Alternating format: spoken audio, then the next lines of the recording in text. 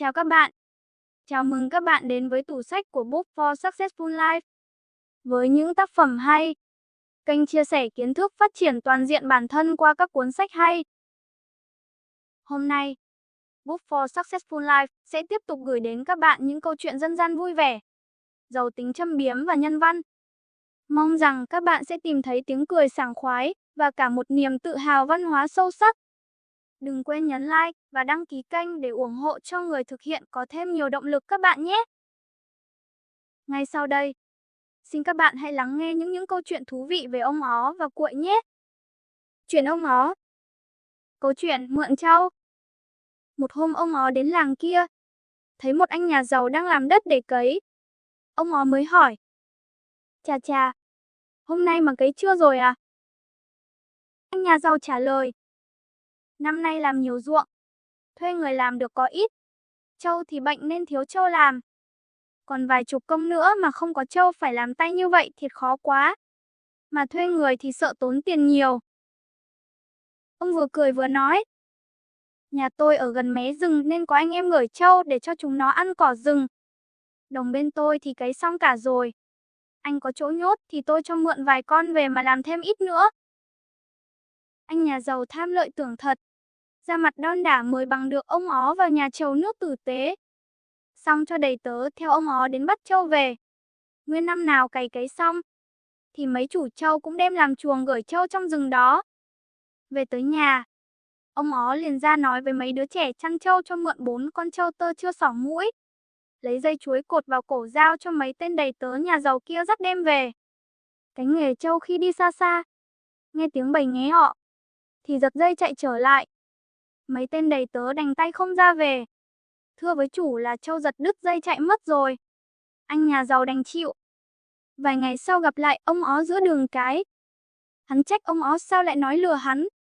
Ông ó liền cười và trả lời: Vậy, không biết tiếng ông ó xóm như hay sao? Câu chuyện tham thì thâm. Có một bữa kia, ông ó đi chợ mua thức ăn. Ông đến sạp thịt định mua một ít. Nhưng nhà hàng thấy ông ăn mặc lôi thôi, thì có vẻ khinh. Nói giá rất mắc để ông ta bỏ đi cho khuất mắt. Ông ó biết thế, căm lắm.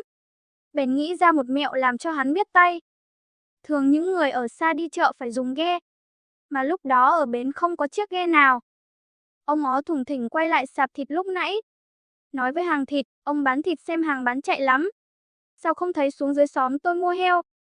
Anh nhà hàng lộ vẻ mừng rỡ. Dưới ông có nhiều heo lắm à? Ông ó trả lời: Nhà tôi cũng có một bầy heo 10 mấy con. Ai mua cả một lúc mới bán. 1-2 lần có ghe lại mua. Nhưng họ trả rẻ lắm. Không muốn bán. Ông nhà hàng thịt mừng lắm. Vì thấy một món hời. Ông ta mời bằng được ông ó về nhà đãi cơm nước cho tử tế. Xong cho ghe đưa ông ó về nhà mua heo luôn thể. Ghe vừa cập bến thì gặp lúc bà ra bến gánh nước. Ông vội nói thật to: Có ông này muốn mua bầy heo của nhà mình đấy. Bà vợ biết ý chồng, bèn suýt xoa làm ra vẻ tiếc rẻ. Thật tiếc quá. Khi ông vừa đi khỏi thì có ghe lại mua. Bắt đi rồi. Tôi đi gánh nước về rửa chuồng đây. Ông hàng thịt nghe nói chưng hửng đành phải cho ghe về. Nghĩ không biết có phải mình bị lừa không? Câu chuyện bữa nay bể đập kỳ hà. Một bữa nọ, ông ó có việc mới đi ngang đình Rắn. Thấy ông, các ông hương chức hội tề mới rủ: Này ông ó, vào đây nói láo nghe chơi. Ông ó liền trả lời: Thưa các ông không được ạ. Tôi còn phải về gấp để đi bắt hội ở đập kỳ hà. Vì đập kỳ hà vừa bị bể. Nói đoạn, ông ó quay quả đi liền. Nghe vậy, máu nhậu trỗi dậy. Nên các hương chức trong làng ban hội tề liền sai những người phụ việc ở đình: Bay đâu? Đến đập kỳ hà kiếm vài con cá đem về nhậu lai dai. Đập kỳ hà lớn, chắc có cá to đấy. Nghe lệnh, anh em giúp việc trong đình lục tục kéo nhau ra đập kỳ hà rất đông. Nhưng đến nơi thì đập vẫn còn nguyên, nước vẫn đầy. Thế là cả bọn kéo nhau ra về. Tức tối vì bị ông ó gạt. Vài ngày sau, ông ó có việc gia đình. Các hương chức hội tề liền lên tiếng khiển trách: Sao chú mày dám gạt tui tao? báo hại chúng nó đi mất công. Bấy giờ ông ó mới cười lớn. Thì các ông biểu tôi vô nói láo nghe chơi mà. Tôi nói láo cho các ông nghe đó thôi. Câu chuyện Tát Đìa. Làng Hội Phước có một nhà giàu nhưng keo kiệt. Y có non chục cái đìa trong khoảng đất của y. Tuy giàu có, nhưng y trả công cho những người tát đìa rẻ mạt. Bữa ấy nhà y đang tát một cái đìa lớn sát bìa rừng vông. Đìa này xưa nay vẫn có nhiều cá. Vì vậy khi tát đìa chủ hay đứng canh chừng, sợ người tát thuê lấy mất cá. Đìa sắp cạn, ông ó chạy hớt hải từ trong làng ra. Trời đất, tôi đi kiếm ông muốn hụt hơi. Ông cả nhờ tôi mời ông gia đình có quan huyện về muốn gặp ông kia kìa. Gã nhà giàu quay lại. Kiếm tôi có việc chi? Tôi hổng rành. Nhưng chỉ nghe ông cả nói nghe đâu quan huyện định mời ông ra làm chánh tổng minh đạo hay sao đó. Y lưỡng lự một hồi. Rồi về đình làng. Dặn ông ó canh chừng dùm những người tát đìa thuê. Thừa dịp, những người tát đìa nghe lời ông ó. Xúc hết cá to giấu vô rừng. Gã nhà giàu tất bật đi về tới đình. Nhưng thấy đình trống trơn. Không có một bóng người. Bèn quay ra chỗ tát đìa để cự ông ó. Vừa thấy mặt y, ông ó đã lên tiếng. Ủa, quan huyện gặp ông sao lẹ vậy? Nào tôi có thấy ai ở đình đâu. Thôi chết rồi. Chắc quan chờ tôi kiếm ông mãi hỏng được nên quan ra về rồi. Mai ông thử lên huyện coi. Vừa lúc ấy, đìa cũng cạn. Dưới lòng đìa chỉ còn ít cá. Gã nhà giàu ngạc nhiên thốt lên. Lạ thật, cái đìa này vẫn có tiếng nhiều cá. Thế mà năm nay sao quá ít, mà lại toàn là cá nhỏ. Ông ó và những người tát đìa thuê chỉ im lặng mỉm cười. Câu chuyện, ông Hương cả thèm thịt trâu. Hương cả từ ngoài đình đi về ngang qua nhà ông ó. Thấy ông đang ngồi mài dao. Liền hỏi. Chú mài dao làm chi vậy? Ông ó trả lời. Đi xẻ thịt trâu. Ở đâu? Hương cả nghe lạ. Bèn hỏi. Ngoài sông cái có con trâu nhà ai mới chết. Tôi coi còn có lý lắm mới tính mài dao ra xẻ ít thịt đem về nhậu chơi. Nếu nhiều còn dư phơi khô để đến mùa mưa, có cái để lai dai. Hương cả nghe xong, máu thèm thịt trâu nổi lên. Ông ta đi vội về nhà, cầm cây mác vót chạy ra bìa sông cái. Vừa đi vừa lẩm bẩm. Đã lâu lắm, từ bữa cúng đình hồi tháng 3, mình chưa được miếng thịt trâu nào. Ra tới bờ sông, ông ta kiếm hoài, mãi không thấy. Một lúc sau thấy có vật gì đen đen nổi lập lờ giữa sông. Y cởi quần áo lội ra.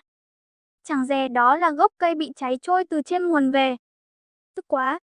Hương cả lên bờ mặc quần áo. Chạy về nhà ông ó la ầm ĩ. Tại sao chú đánh lừa ta? Đâu có. Tôi biết ông cả thèm thịt trâu, nên chỉ cho ông cả đó chớ. Tại sao ta kiếm hoài không thấy? Ủa ông cả không nhớ tôi là ông ó nói láo sao? Câu chuyện, nói láo lại đòi có sách. Hương giáo làng Hội Phước. Chữ nghĩa chẳng bao nhiêu. Nhưng lúc nào cũng khoe với mọi người là tôi ham coi sách. Tôi nói cái chi cũng có sách. Bữa ấy, Hương giáo đang ngồi uống trà ở một nhà nọ. Thì ông ó đi vào. Thấy ông ó, Hương giáo liền vồ vập, chi ti. Tôi vẫn nghe ông ó nói láo có sách. Ông có mấy quyển sách nói láo phải không? Bữa nào cho tôi coi cái nghen. Khi nào rảnh, anh Hương lại tôi coi. Hay bữa nay anh Hương lại tôi đi. Một lát sau, ông ó đứng lên, định tỏ ra cho mọi người biết mình là người ham coi sách. Nên Hương giáo đứng dậy đi liền theo. Bước chưa ra khỏi sân nhà, ông ó quay lại bảo. Trời đất, anh Hương vẫn coi mình là người từng đọc nhiều sách mà không biết rằng nói láo lại đòi có sách ư. Hương giáo đỏ dần mặt, quay lại bàn trà ngồi im, không nói lời nào. Câu chuyện, con gà chọi nhà phó tổng. Phó tổng Minh Đạt rất giàu, lại có máu mê chơi gà chọi. Y bế con gà và coi quý hơn kẻ ăn người ở trong nhà. Y lại hay phách lối, nên dân trong vùng không ai ưa. Ông ó định bụng lúc nào sẽ phá y chơi. Hôm đó, chợ Vàm đang đông. Người ta thấy ông ó tay cầm sợi dây chuối, quần ống cao ống thấp, đứng cạnh hàng rào bông bụt nhà phó tổng la lớn. Ới bà con, bắt giùm tôi con gà kia. Tôi cột chân không kỹ nên đi từ nhà ra đến gần đây thì nó sút dây. Nó chạy vô nhà này. Tôi đuổi nó mệt quá chừng. Kia kìa, nó kia kìa. Vừa nói, ông ó vừa chỉ con gà chọi cao to ở nơi sân, rồi ngồi xuống bù lu bù loa. Tôi về, chắc bà la tôi dữ lắm. Thấy thương ông già, mọi người liền nhảy vô nhà, nhè con gà đầu đàn đuổi bắt. Đàn gà chạy tứ tán. Con gà chọi lớn nhất đàn chạy ngược ra cổng. Ông ó liền vớ ngay đòn gánh của một người đi chợ vụt mạnh một cái. Con gà gãy giò nằm bật cánh ngay tại chỗ. Ở trong nhà nghe ồn ào, phó tổng ra tới nơi. Thấy vậy, la lớn. Sao các người đánh què gà quý nhà tôi? Ông ó trả lời. Đâu có. Mấy ông ngoài chợ đuổi gà chạy lại chỗ tôi. Nhờ tôi bắt hộ hoặc đánh chết cũng được. Chẳng dè nó. Phó tổng cắt lời. Các người kia đâu hết? Họ ở ngoài kia. Đó. Vừa nói, ông ó vừa chỉ tay ra ngoài chợ lúc ấy rất đông người. Viên phó tổng liền hỏi. Thế còn ông là ai? Ông ó liền trả lời. Tôi là ông ó ở xóm Dưa. Ông không biết sao? Nói rồi, ông quay quả đi luôn. Thế là phó tổng đánh ôm con gà què vào nhà. Tiếc ngẩn tiếc ngơ. Câu chuyện bể hết trơn rồi. Biết tánh bọn kỳ hào trong làng hay ăn bòn của những người dân trong làng. Một bữa nọ, ông ó đi ra đình làng. Thấy cánh kỳ hào đang ngồi chơi uống nước tán gẫu bèn hỏi. Bữa nay các thầy có bận công chuyện chi không ạ? Nghe vậy có người liền hỏi. Có chuyện chi không ông ó? Ông ó cung kính. Nhà tôi tát đìa. Được 2 mái cá đầy. Một mái đầy cá lóc. Một mái toàn cá trê. Tôi tính bữa nay nếu các ông không bận, xin mời các ông nhậu chơi cho vui. Nghe được nhậu cá lóc, cá trê, cánh kỳ hào nhận lời ngay. Gần trưa, họ kéo nhau lại nhà ông ó. Vừa thấy bóng bọn kỳ hào, ông ó từ trong nhà bước vội ra ngoài sân, nói như phân trần. Khổ thân tôi, cá nhiều quá lại toàn cá bự cả nên khi tôi vừa đi khỏi nhà để đến mới các thầy, thì cá quẫy bể mái hết, rồi lọt xuống kinh đi hết cả. Tiếc quá chừng. Thôi thì đành hẹn các thầy bữa khác vậy. Cánh lì hào vừa mắc cỡ, vừa tức, cùng nhau lủi thủi ra về. Câu chuyện, hỏi bà chúa sư coi. Cạnh nhà ông ó có một cái miếu mà dân trong làng vẫn gọi là miếu bà chúa xứ. Bữa ấy, trong nhà bên cạnh có đông người ngồi chơi. Ông ó kể.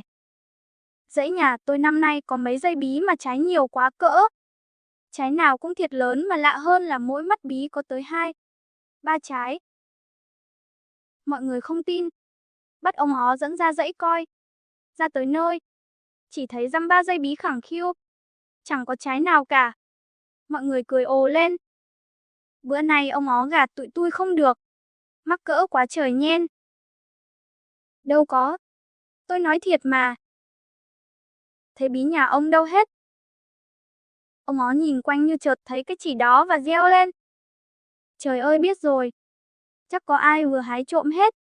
Ở đây chỉ có bà chúa xứ. Chắc bà ấy chứ không ai vào đây ca. Mọi người không tin. Ông ó bảo. Thì cứ hỏi bà chúa sư coi. Câu chuyện, chạy về mà coi con. Hai vợ chồng nọ giàu có nhưng rẻ rúng con cái. Chỉ mải lo làm giàu. Cả hai vợ chồng tối ngày mua bán ngoài chợ. Lũ con bị bỏ ở nhà đói khát. Lắm bữa khóc la ầm ĩ cả xóm. Một bữa, thấy ông ó đang đi ngoài chợ. Vợ chồng nhà nọ nhân lúc vắng khách nên kêu ông ó. Nè nói láo nghe chơi ông ó. Ông ó làm thinh như không nghe thấy gì. Người vợ nhà nọ lại kêu. Vô đây. Ông ó mới quay lại. Làm như chợt nhớ ra điều gì. Trời, tưởng ai kêu tôi. Té ra nhà chị. Con cái ở nhà bị té vũng sặc nước. Dân làng người ta đang cứu rồi dùm. Sắp chết tới nơi mà cha mẹ cứ ngồi đây rủ tôi nói láo nghe chơi. Thiệt khổ hết sức. Tôi không thấy nhà ai như vợ chồng nhà này. chỉ mải lo buôn bán làm giàu mà hổng nhìn ngó gì tới con cái giáo chọi. Đi vợ chồng nhà nọ lính quính nhờ người coi dùm hàng, rồi chạy muốn hụt hơi về nhà. Đến nhà, họ thấy mấy đứa con đang tha thẩn ngoài vườn. Đứa nào mặt mày cũng lấm lem, nhưng không có đứa nào té vũng, mà cũng chẳng có ai cứu giùm cả. Sợ mất đồ ngoài chợ, hai vợ chồng lại vội chạy trở ra. Vừa trông thấy ông ó, cả hai vợ chồng đều trách. Ông báo hại vợ chồng tôi, để vợ chồng tôi chạy muốn hụt hơi. Khi ấy, ông ó mới thủng thỉnh trả lời. Thì vợ chồng anh biểu tôi nói láo mà lại.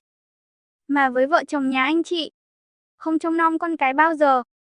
Bỏ hàng về thăm con chút xíu, cũng được chớ bộ. Câu chuyện hàng dừa của bà huyện. Bà huyện ở tận cái Quao, nhưng có một xở đất tại vùng này. Danh đất là một hàng dừa thẳng tắp. Một hôm, thấy ông ó đứng ngắm hàng dừa. Mấy người qua đường bèn hỏi. Hàng dừa của ông đó à? Ông ó trả lời. Ủa, mấy người không biết đây là hàng dừa của bà huyện hay sao? Mọi người lại khen dừa trồng hồi nào mà ngay hàng thẳng lối quá. Ông ó bèn kể, hồi đó, chỗ đất này hoang vu, chỉ có một cây dừa thôi. Ngoài kia là rừng rất nhiều cọp. Hằng ngày cọp vẫn từ trong rừng ra ăn dừa mới rụng. Ông nắm chặt đuôi con cọp, đá mạnh một cái.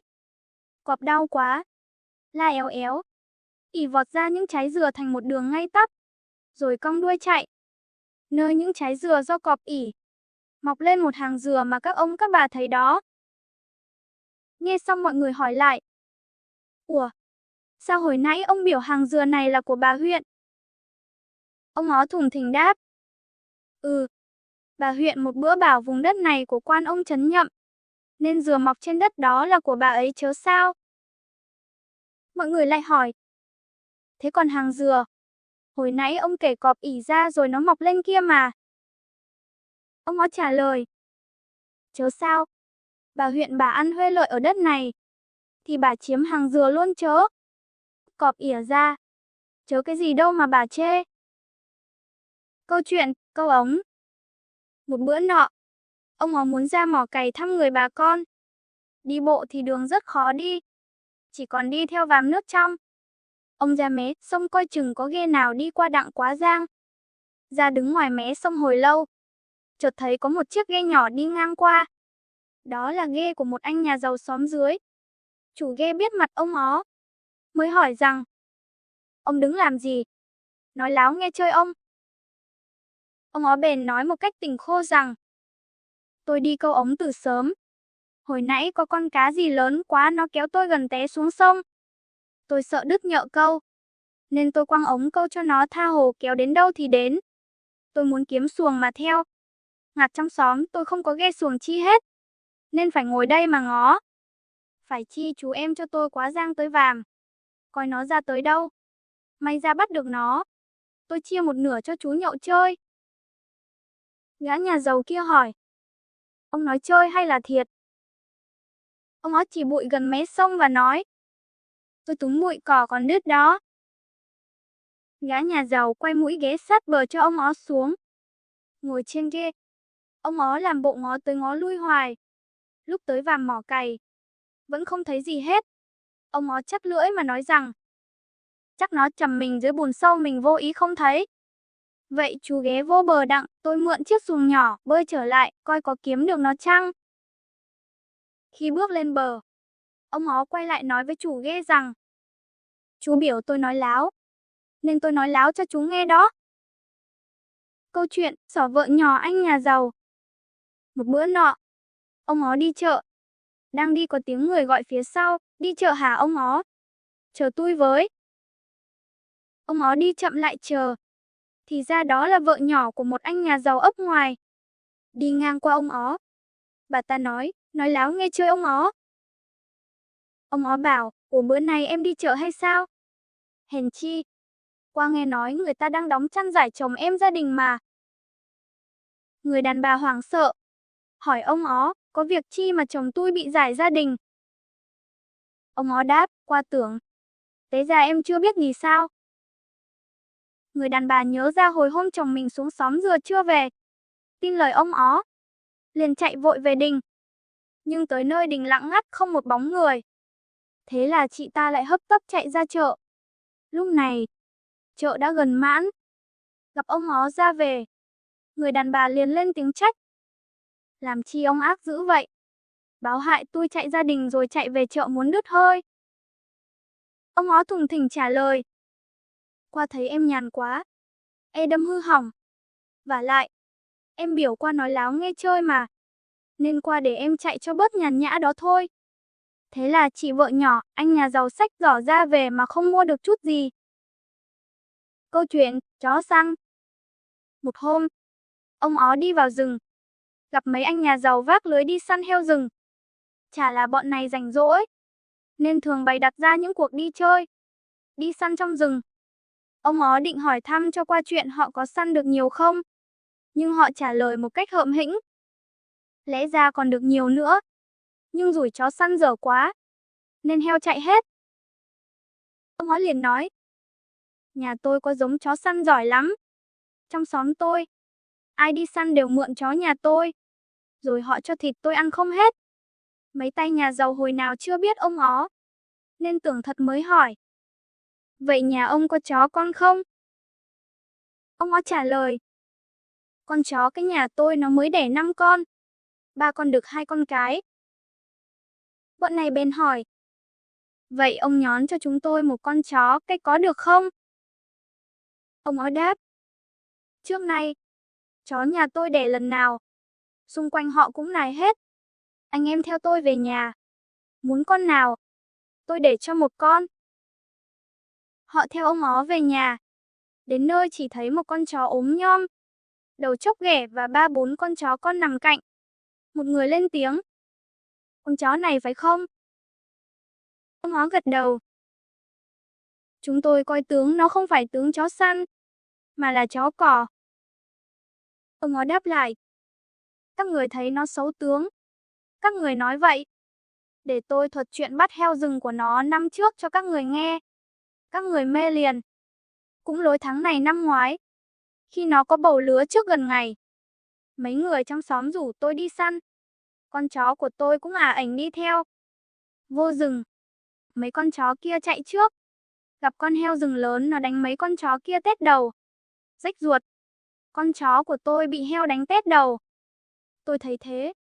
Nóng ruột vội kéo nói ra. Hái nắm lá rác. Nhai với vôi ăn trầu. Lấy dây chọi bó lại cho nó. Một lát, chỗ đầu hết chảy máu. Mấy người kia rủ trở lại rừng kiếm. Thấy mấy con chó bị heo rừng đánh chết. Con chó của tôi thấy người đi. Nó cũng đứng lên đi theo. Chẳng ngờ, con heo rừng khỏe lại đứng dậy rượt đám thợ săn. Mọi người thất kinh. Cầm mác thong. Đỡ gạt nó mà chạy. Chạy một đỗi xa. Không thấy con heo rượt theo nữa. Họ quay lại. Thấy con heo đang quỵ một chỗ còn con chó của tôi thì cắn sủa ầm ĩ. Mấy người đi săn thấy vậy. Cầm mác thong đâm chết con heo. Lúc ấy mới hay rằng, khi lao rượt theo chúng tôi, con heo đã bị con chó cắn đứt không chạy được. Đó, các người thấy con chó của tôi có phải là chó săn giỏi không? Bọn nhà giàu lại hỏi tiếp. Thế rồi sao nó lại ghẻ lở kỳ cục vậy ông ó? Ông ó trả lời thản nhiên. Sau kỳ đó, tự nhiên nó lười đi săn, chỉ ham vào rừng chơi bời, nên sanh ra ghẻ lở đó. Hình như kẻ nào lười nhác, ham chơi bời, cũng đều bị ghẻ lở như vậy phải không các anh? Bị ông ó chửi mát. Nhưng bọn nhà giàu không có cách nói lại được. Đành ra về và cũng không mua chó con nữa. Xỏ anh nhà giàu. Có một anh con nhà giàu. Tính hay chơi bời. Khi thì theo ghe chài. Lúc lại theo bạn săn bắn. Một hôm đi săn trong rừng gần nhà ông ó. Anh này thấy dấu heo rừng ủi bèn hỏi ông ó. Ai đào làm gì hang lỗ cũng vậy ông? Đó là heo rừng ủi chớ gì? Ông ó đáp. Anh kia lại hỏi, heo rừng cũng như heo mình. Sao đất cứng như vậy mà nó ủi được? Hở ông? Trời sinh ra nó có một cái nằm ở mõm cứng như sắt, để cho nó ủi đất kiếm ăn. Ông ó đáp. Anh nhà giàu nghe nói heo rừng, nhưng chưa hề thấy bao giờ, nên tưởng thật. Một lát, bọn thợ săn giết được một con heo. Hắn ta mừng lắm. Bèn lấy dao con trong lưng ra xẻ mồm heo để kiếm cái mầm cứng sắt đó. Tìm mãi không thấy gì hết. Hắn mới hỏi lại ông ó, heo rừng có cái mầm cứng như sắt trước mõm. Sao tôi kiếm mãi không thấy? Ông ó trả lời. Người ta thường nói nhà giàu mồm có gang có thép. Nhưng chết thì hết. Cái mầm của heo rừng cũng thế. Trời cho nó lúc còn sống. Nay nó chết thì cũng hết. Còn đâu mà hỏi. Nói láo có sách. Thuở ấy có quan huyện cái tính ham chuyện lạ. Nghe người ta nói ông ó nói láo hay. Nên cho đòi đến để xem tài ông ó. Khi đến gặp quan huyện, ông ó trả lời. Bẩm quan, tôi nói láo có sách chớ không phải đặt ra mà nói được. Quan không tin thì xin quan cho phép tôi về lấy sách đem lại nói cho quan nghe. Quan huyện tưởng thật, cho ông ta về lấy sách. Mãi lâu không thấy trở lại. Bèn cho người đến đòi ông ó đến dinh vào của. Ông ó ung dung trả lời. Bẩm quan, nói láo là như vậy đó. Xin quan xét lại xem có đúng không. Quan biết mình mắc hợm, đành làm thinh cho ông ó về. Câu chuyện, tôi là dân mần ăn mà. Sau lần mắc mưu ông ó, quan huyện cho đòi ông ó lên để phạt tội vì đã nói gạt quan. Vừa thấy ông ó bước vô công đường, quan đã đập bàn quát lớn. Lính đâu? Trói ông già này lại cho ta. Và đánh ông ta mấy chục roi vì tội nói gạt quan trên nghe chưa? Ông ó nói như phân trần. Tôi biết tôi có tội với quan. Nhưng quan biểu tôi nói láo. Tôi mới nói chớ bộ. Tự dưng nào đâu tôi dám gạt quan. Thiệt khổ. Nhà tôi đơn chiếc. Công chuyện ra rề. Dám mong quan lớn nền trời soi xét cho tôi. Nghe vậy quan biểu. Ông chỉ biết nói láo chớ biết mần việc chi. Thấy quan đã dịu giọng. Ông ó nói nhẹ nhàng. Trời đất ơi. Tôi là dân mần ăn thiệt mà. Sáng nay quan đòi sớm quá. Không thì tôi đã bắt được con cua đinh rồi. Hồi sớm, đi ngang chỗ đăng của tôi thấy con cua đinh đang dập dềnh. Lúc nổi lúc chìm. Nhưng không vô đó được. Vì nó lớn quá. Nhưng tôi không dám lội xuống để bắt. Sợ lên hầu quan trễ. Quan bắt tội. Nghe nói cua đinh. Quan huyện mừng thầm, ta phải biểu ông già này bắt được cua đinh. Mang lại chỗ ta để nhậu. Nghe mấy ông thầy thuốc nói của Định quý lắm. Quan làm ra vẻ rộng lượng. Thương ông là dân mần ăn. Ta không nỡ bắt tội. Nhưng chiều nay, ông nhớ đem cho ta con cua đinh nghe. Vâng dạ một lát. Ông ó ra về. Quan huyện chờ hết ngày hôm đó lại đến ngày hôm sau. Sau nữa, mà không thấy bóng ông ó. Quan giật mình, thôi thế là mình lại mắc mưu ông già xóm dừa lần nữa rồi. Nhưng quan huyện không dám đòi ông ó lên lần nữa. Vì sợ bị gạt tiếp thì mắc cỡ lắm. Câu chuyện, bán sách nói láo. Chánh tổng Minh Đạt hay sách nhiễu dân. Lại có tánh hơi tò mò. Ông ó định bụng lúc nào sẽ làm cho y bẽ mặt một bữa. Một hôm, ông ó quẩy toàn teng hai bọc vải đỏ đi ngang qua chợ. Gần chợ là ngôi đình, nơi chánh tổng vẫn ngồi mần việc. Bữa nay, viên chánh tổng đương ngồi bắt chân chữ ngũ. Sau khi đã rít một hơi thuốc lào, chợt thấy người quẩy hai bọc vải đỏ. Nhìn kỹ biết là ông ó. Bèn cho người gọi vô. Ông đi đâu đó? Dạ con đi chợ. Ông ó cung kính đáp. Vẫn quẩy gánh trên vai. Thấy lạ. Viên chánh tổng bèn hỏi. Ta nghe nói ngươi vẫn tự khoe mình nói láo có sách phải không? Ông nói như phân trần. Dạ. Thầy con ngày xưa có để lại cho con bộ sách nói láo thiệt. Nhưng dạo này nhà ngặt quá. Bữa nay con tính đem bán đặng kiếm ít tiền về nuôi sóc nhỏ. Con đi từ hồi sáng tới giờ. Mà chưa có ai mua dùm. Chánh tổng hí hửng. Người bán lại cho ta. Nhưng sách của con mắc lắm. Bao nhiêu mà người bảo mắc? Ông ó trả lời. Sách này quý lắm. Thầy con dặn rằng nếu lỡ phải đem bán, không được để cho người mua dở ra coi ngay trước mặt mình. Chánh tổng là người lớn nhất tổng Minh Đạt này. Con xin bán chỉ 2 quan thôi. Viên chánh tổng làm ra vẻ dễ dãi.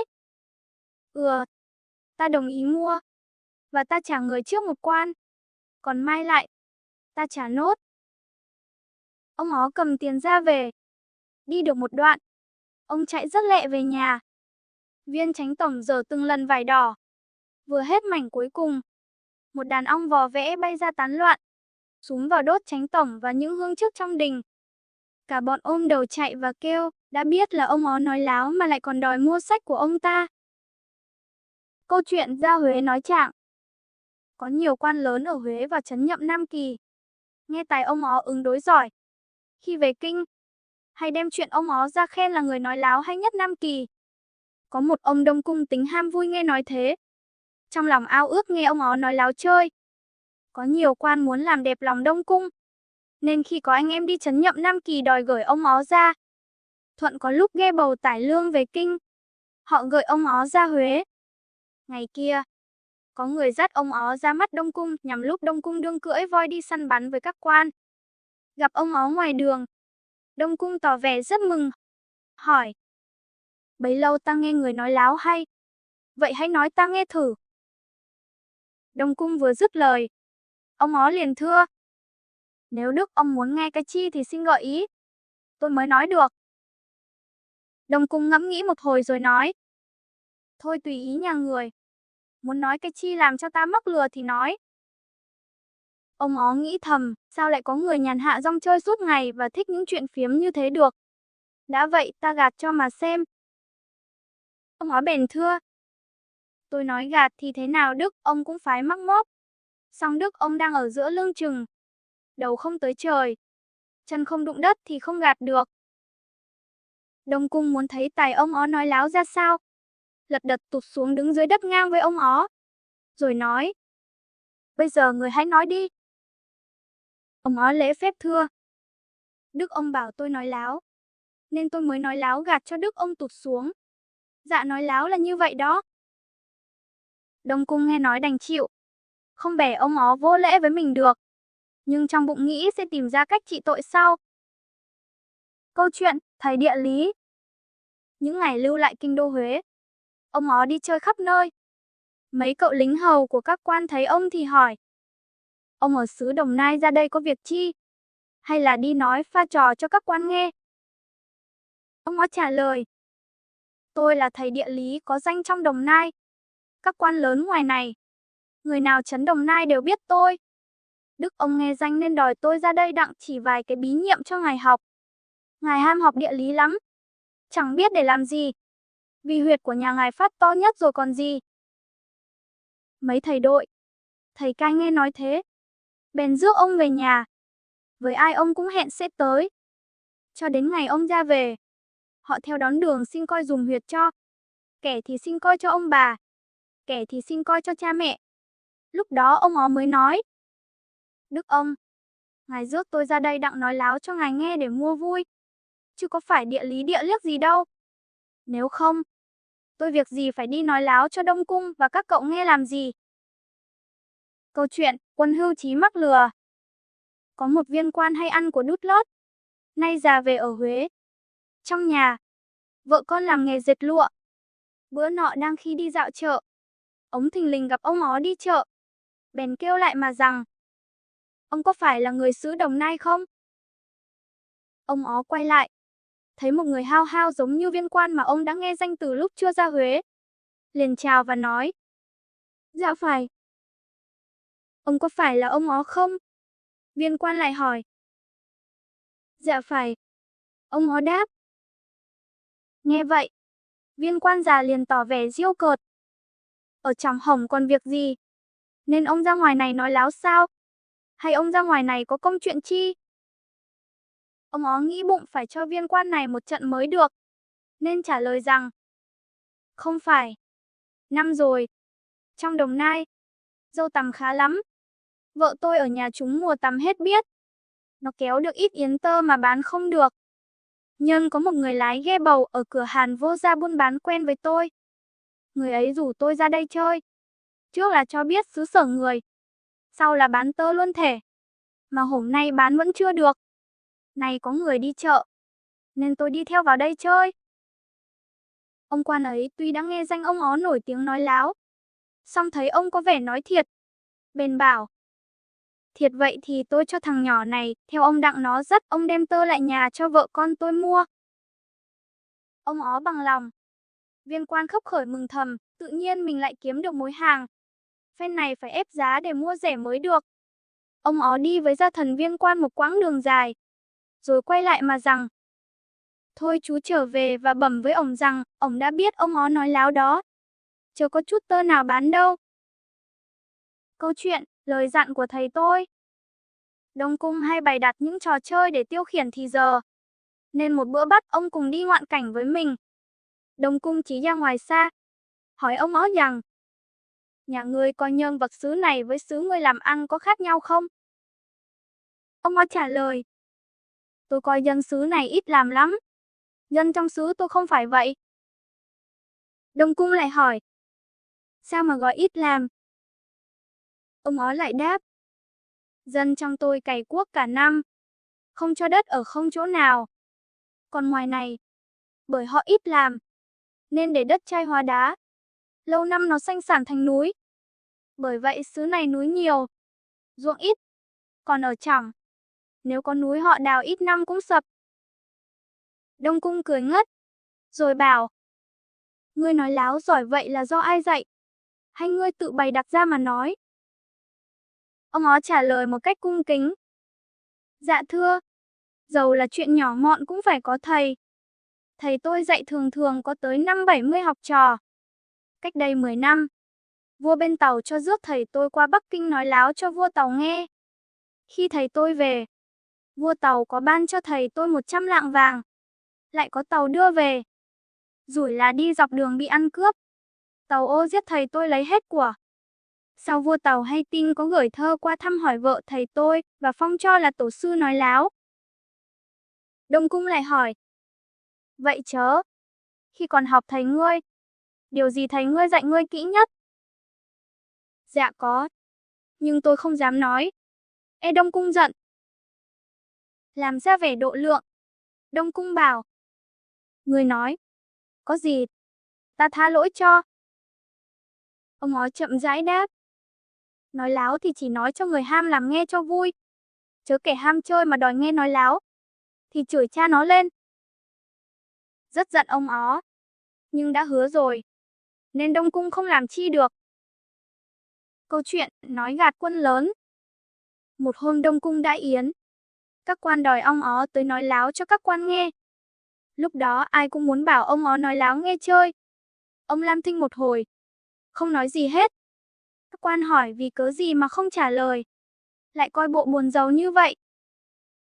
Ông ó liền thưa, khi tôi nghe Đông Cung đòi thì tôi lật đật chạy, không rõ đạp nhằm con gì. Nó cắn tôi một cái. Bây giờ chỗ ấy nhức nhối hết sức. Tôi thấy trong người đê mê không nói lên được. Quan tưởng thật. Súm lại hỏi cắn chỗ nào. Người thì sai đi gọi thầy thuốc. Người sai đi lấy thuốc. Tỏ vẻ ân cần với ông ó để ông mua vui cho. Các quan lớn sung sướng quá dễ sinh buồn. Vì chẳng có việc gì làm. Một hồi lâu thầy thuốc tới. Khi đó, ông ó mới nói với các quan. Ấy, tôi nói láo cho các quan nghe chơi chứ không có chi hết. Vì các quan muốn tôi nói láo để mua vui mà lại. Câu chuyện, khổ ải ngự. Ông ó ở lại Huế ít lâu. Dù ghét ông, nhưng Đông Cung Thái tử vẫn phải cấp cho ông một số tiền để ông về quê. Ông tính chờ ghe bầu trở vô thì lâu, nên hỏi thăm đường xứ trở về. Khi đi, thấy một thứ khoai lạ. Ông bèn nghĩ ra một kế đặng kiếm ăn trên đường về. Ông cắt một mớ dây lang ấy, gói lại xin nước tưới dây lang. Đến một xóm nọ, có ngôi nhà lớn quay mặt ra lộ. Ông ó đoán là nhà này ắt khá liền vào xin nước tưới nắm dây lang. Chủ nhà thấy có một ông già xin nước tưới, thì hỏi dây gì mà ông gói kỹ càng vậy? Ông ó liền thưa, đó là dây khoai ngự. Người chủ nhà hỏi, sao lại kêu là khoai ngự? Ông ó liền trả lời, thứ khoai này trồng trong vườn nhà vua. Tôi có một người anh em giữ vườn cho vua, nên lén đem cho tôi ít sợi dây đây làm giống. Khoai này khác hơn khoai ta. Trồng nó phải có giàn như giàn bầu, củ nó thòng xuống như trái bầu. Vậy mà ăn củ suốt cả năm. Chủ nhà nghe nói kỹ càng như vậy, thì tin thiệt, nên năn nỉ với ông mua bằng được một ít làm giống. Ông ó trả lời, đây là thứ khoai quý, mà tôi đã mất công mang từ Huế vô đây. Tôi không nỡ bán. Bây giờ ông năn nỉ, tôi bán nhưng mắc lắm đó. Ông có mua được không? Chủ nhà bằng lòng, mua mỗi dây 1 quan tiền. Y mua hết nửa bó dây ấy. Thấy vậy, mấy nhà chung quanh cũng theo nhau năn nỉ mua nốt. Ông ó bán gần hết chỗ dây lang ấy. Chỉ còn lại một vài dây, mà ông nói để mang về Đồng Nai làm giống, nên không bán hết cho họ. Đi ra khỏi làng, ông vứt luôn. Thế là với bó dây lang, ông ó có đủ tiền ăn về tới quê nhà. Câu chuyện nấu rượu bằng khổ ải. Đường từ Huế về Nam xa xôi, cách trở mà ông ó không được cấp nhiều tiền lắm nên cũng hết dần. Một hôm trời gần tối mà đường thì còn xa. Ông ó tính vô xóm ngủ nhờ một đêm, rồi sáng mai mới đi tiếp. Đến một nhà nọ, ông ó thấy các tá điền đang xúm xít nhặt khoai. Còn trên bộ ván ngựa bằng gỗ giữa nhà, hai vợ chồng nhà đó sắp ăn cơm. Thì ra, đây là một nhà địa chủ có hạng trong vùng. Sau khi được chủ nhà cho ngủ nhờ, ông ó lại gần mấy người tá điền đang lựa khoai, hỏi xin mấy củ khoai thúi, khoai sùng rồi lấy khăn bọc lại cẩn thận. Chủ nhà đang ngồi trên bộ ván, thấy vậy rất lấy làm la liền hỏi. Khoai sùng, khoai thúi có ăn được đâu mà ông xin gói lại. Ông ó liền trả lời. À, tôi đem về để nấu rượu đó mà. Chủ nhà rất kinh ngạc kêu lên. Trời đất, khoai thúi, khoai sùng làm sao mà đạt được rượu? Ông ó đáp. Tôi đã học được ở một người Tàu cách làm rượu Sử Quốc công. Nguyên thời ấy, những người Tàu thường đem qua bán một thức rượu đựng trong ve chai nước đen sẫm, kêu là da bì. Rượu Sử Quốc công mùi nó như khoai sùng. Ông ó lại kể tiếp. Lấy khoai sùng đâm cho nát rồi nhồi thành một cục để một đêm. Gia vô 5 vị thuốc bắc. Lấy lá chuối gói lại làm như làm cơm rượu vậy. 3 đêm 3 ngày. Mở lá ra, bỏ vào khạp đậy nắp cho chặt. Lấy hồ rắn kín để đủ 15 ngày thì các xác khoai lặn xuống hết. Múc nước ấy ra chai. Uống ngon hết sức. Muốn uống cho ngọt, mỗi khạp thêm 4 lượng đường phen. Chủ nhà nghe vậy, nhầm tính mình có cả chục công khoai. Khoai thúi, khoai sùng biết bao nhiêu mà kể. Đem đặt rượu chắc chúng lắm. Bèn mời ông ó lên bộ ván ngồi uống rượu và ăn cơm với mình. Cơm nước xong, ông ó cùng với tá điền lựa khoai, lấy cối đâm một cục rồi nhồi để đó. Sáng hôm sau, ông ó nói đi chợ mua các vị thuốc, rồi đi luôn. Chủ nhà trông mãi không thấy ông ó trở lại, không biết vì sao. Câu chuyện lạ ở Huế. Ông ó về tới nhà, anh em bà con mừng rỡ tới thăm, hỏi. Ông ra Huế, có thấy cái chi lạ không? Bao món nói. Thiếu chi cái lạ. Tôi thấy có một khẩu súng để trước điện vua lớn hết chỗ nói. Hôm ấy, có người lính đưa tôi đi chơi. Thấy súng lớn, tôi trầm trồ. Người lính bắt thang dắt tôi leo lên trên cái súng coi chơi. Thình lình trời đổ mưa. Chạy đi đâu cũng không kịp. Người lính liền dắt tôi chạy theo lỗ ngòi vào trong nòng súng mà tránh mưa. Cho đến khi tạnh mới về. Các người nghĩ coi súng lớn giường nào? Mọi người lại hỏi. Thế súng lớn như vậy dùng để bắn giặc cướp, hay để bắn cái chi? Ông ó đáp. Ý chừng bày ra đó để khi đức vua và các quan đi xem chơi. Lúc có mưa thì nấp. Như tôi nói vừa rồi cũng nên. Họ lại tò mò hỏi vua ăn mặc như thế nào. Ông ó nói. Áo đại trào của vua giống như đồ hát bội. Có điều bằng vàng thiệt. Còn cái mũ của vua thì nhiều tiền lắm.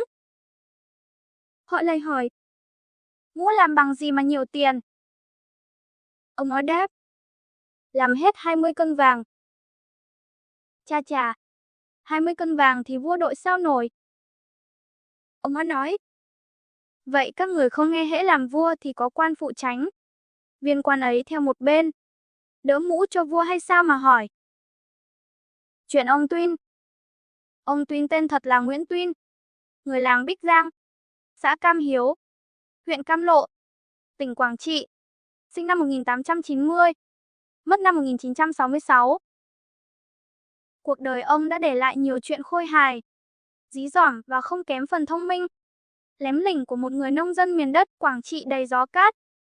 Mặc dù ông mất đã lâu, nhưng hiện nay ở quê ông và vùng lân cận, vẫn còn lưu truyền trong dân gian những chuyện cười lạc quan, thú vị mà người ta quen gọi là chuyện cười ông Tuyên.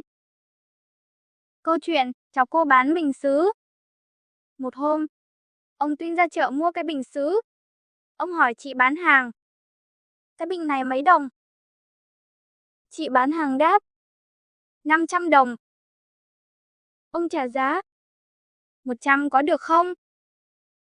Chị bán hàng giọng chanh chua, 100 thì mới ngang giá cái vòi. Thế là ông móc ngay trong túi ra 100 đồng, đưa cho chị bán hàng, đồng thời lấy tay bẻ luôn cái vòi rồi cầm đi, bỏ lại một cái bình sứ sức vòi. Chị bán hàng giận tím ruột, nhưng đành chịu, chỉ biết chửi ở phía sau lưng ông. Câu chuyện, làm sao đi xe không tốn tiền. Ông Tuyên từ chợ Đông Hà lên. Đã trưa, ông đón xe khách chạy tuyến đường Đông Hà, Cam Lộ. Xe dừng lại. Ông bước lên bên tài xế. Chú ơi, cho tôi xin lên Cam Hiếu. Dạ mời bác lên. Ông chạy lui sau xe. Gặp anh Phù. Anh ơi, cho tôi xin lên Cam Hiếu. Bác lên đi lại nghe. Lên đến Cam Hiếu, ông bước xuống xe. Cả Tài và Phụ đều hỏi tiền. Ông lý sự. Tôi không có tiền. Tôi mới xin hai anh và hai anh đồng ý cho đi. Còn nếu có tiền, mắc chi tôi lại xin như vậy? Hai anh đã cho đi, tức là không lấy tiền. Thế rồi, ông bỏ đi, mặc cho cả Tài, Phụ và hành khách ngơ ngác. Câu chuyện, thầy phù thủy nặng bụng. Để kiếm sống, thời thanh niên ông Tuyên đã học làm nghề thủy. Có lần, ông xách khăn gói đi cúng ở một làng xa. Đang gõ mõ, đọc sớ tấu. Đến đoạn Việt Nam, Quảng Trị tỉnh, Cam Lộ huyện thì đột nhiên ông đánh giám. Hơi chẽn với người bên cạnh. Ông đọc luôn. Sấm sấm giấm ai? Người bên cạnh đáp. Sấm sấm giấm Tuyên. Oan Tuyên thì Tuyên chịu. Ông đọc tiếp và cứ thế.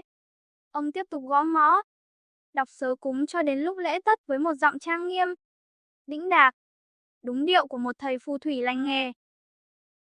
Câu chuyện, giả đuôi được đãi. Ông Tuyên thường về các làng nên thanh thiếu niên biết ông rất nhiều. Một lần ông về làng N gặp một tốp thanh niên. Chúng giữ ông lại và thách đố. Ông ơi, chúng cháu xin đãi ông một chầu rượu. Nếu như... Cái chi ông hỏi. Thưa ông, ở ngoài giếng kia có mấy cô gái đang tắm. Ông mà ra tận nơi để nhìn được là tụi cháu xin hầu ông. Dễ ợt. Nói rồi, ông bắt đầu thực hiện kế hoạch. Ông bẻ một cành cây bên đường làm gậy, đội nón nhắm mắt lại, giả người mù. Cứ thế, ông bước lần mò đến cái giếng tận ngoài lùm cây rậm rạp. Các cô gái đang tắm thấy ông già mù nên không sợ, lại khúc khích. Ông Tuyên lần được đến giếng và nói. Các cháu ơi, ông khát nước quá, cho ông xin một miếng. Một cô múc nước đưa cho ông. Ông uống một hơi xong khà một tiếng thật mạnh, thể hiện rất khoái trá. Đoạn mở mắt ra, tỉnh bơ nói. Cảm ơn các cháu. Chà nhờ miếng nước giếng mát quá, mà ông sáng mắt ra. Thấy thế, các cô gái đỏ mặt mắc cỡ, chạy trốn hết.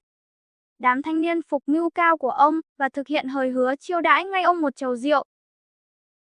Câu chuyện hiểu lầm. Ông Tuyên đi hớt tóc. Người thợ hỏi.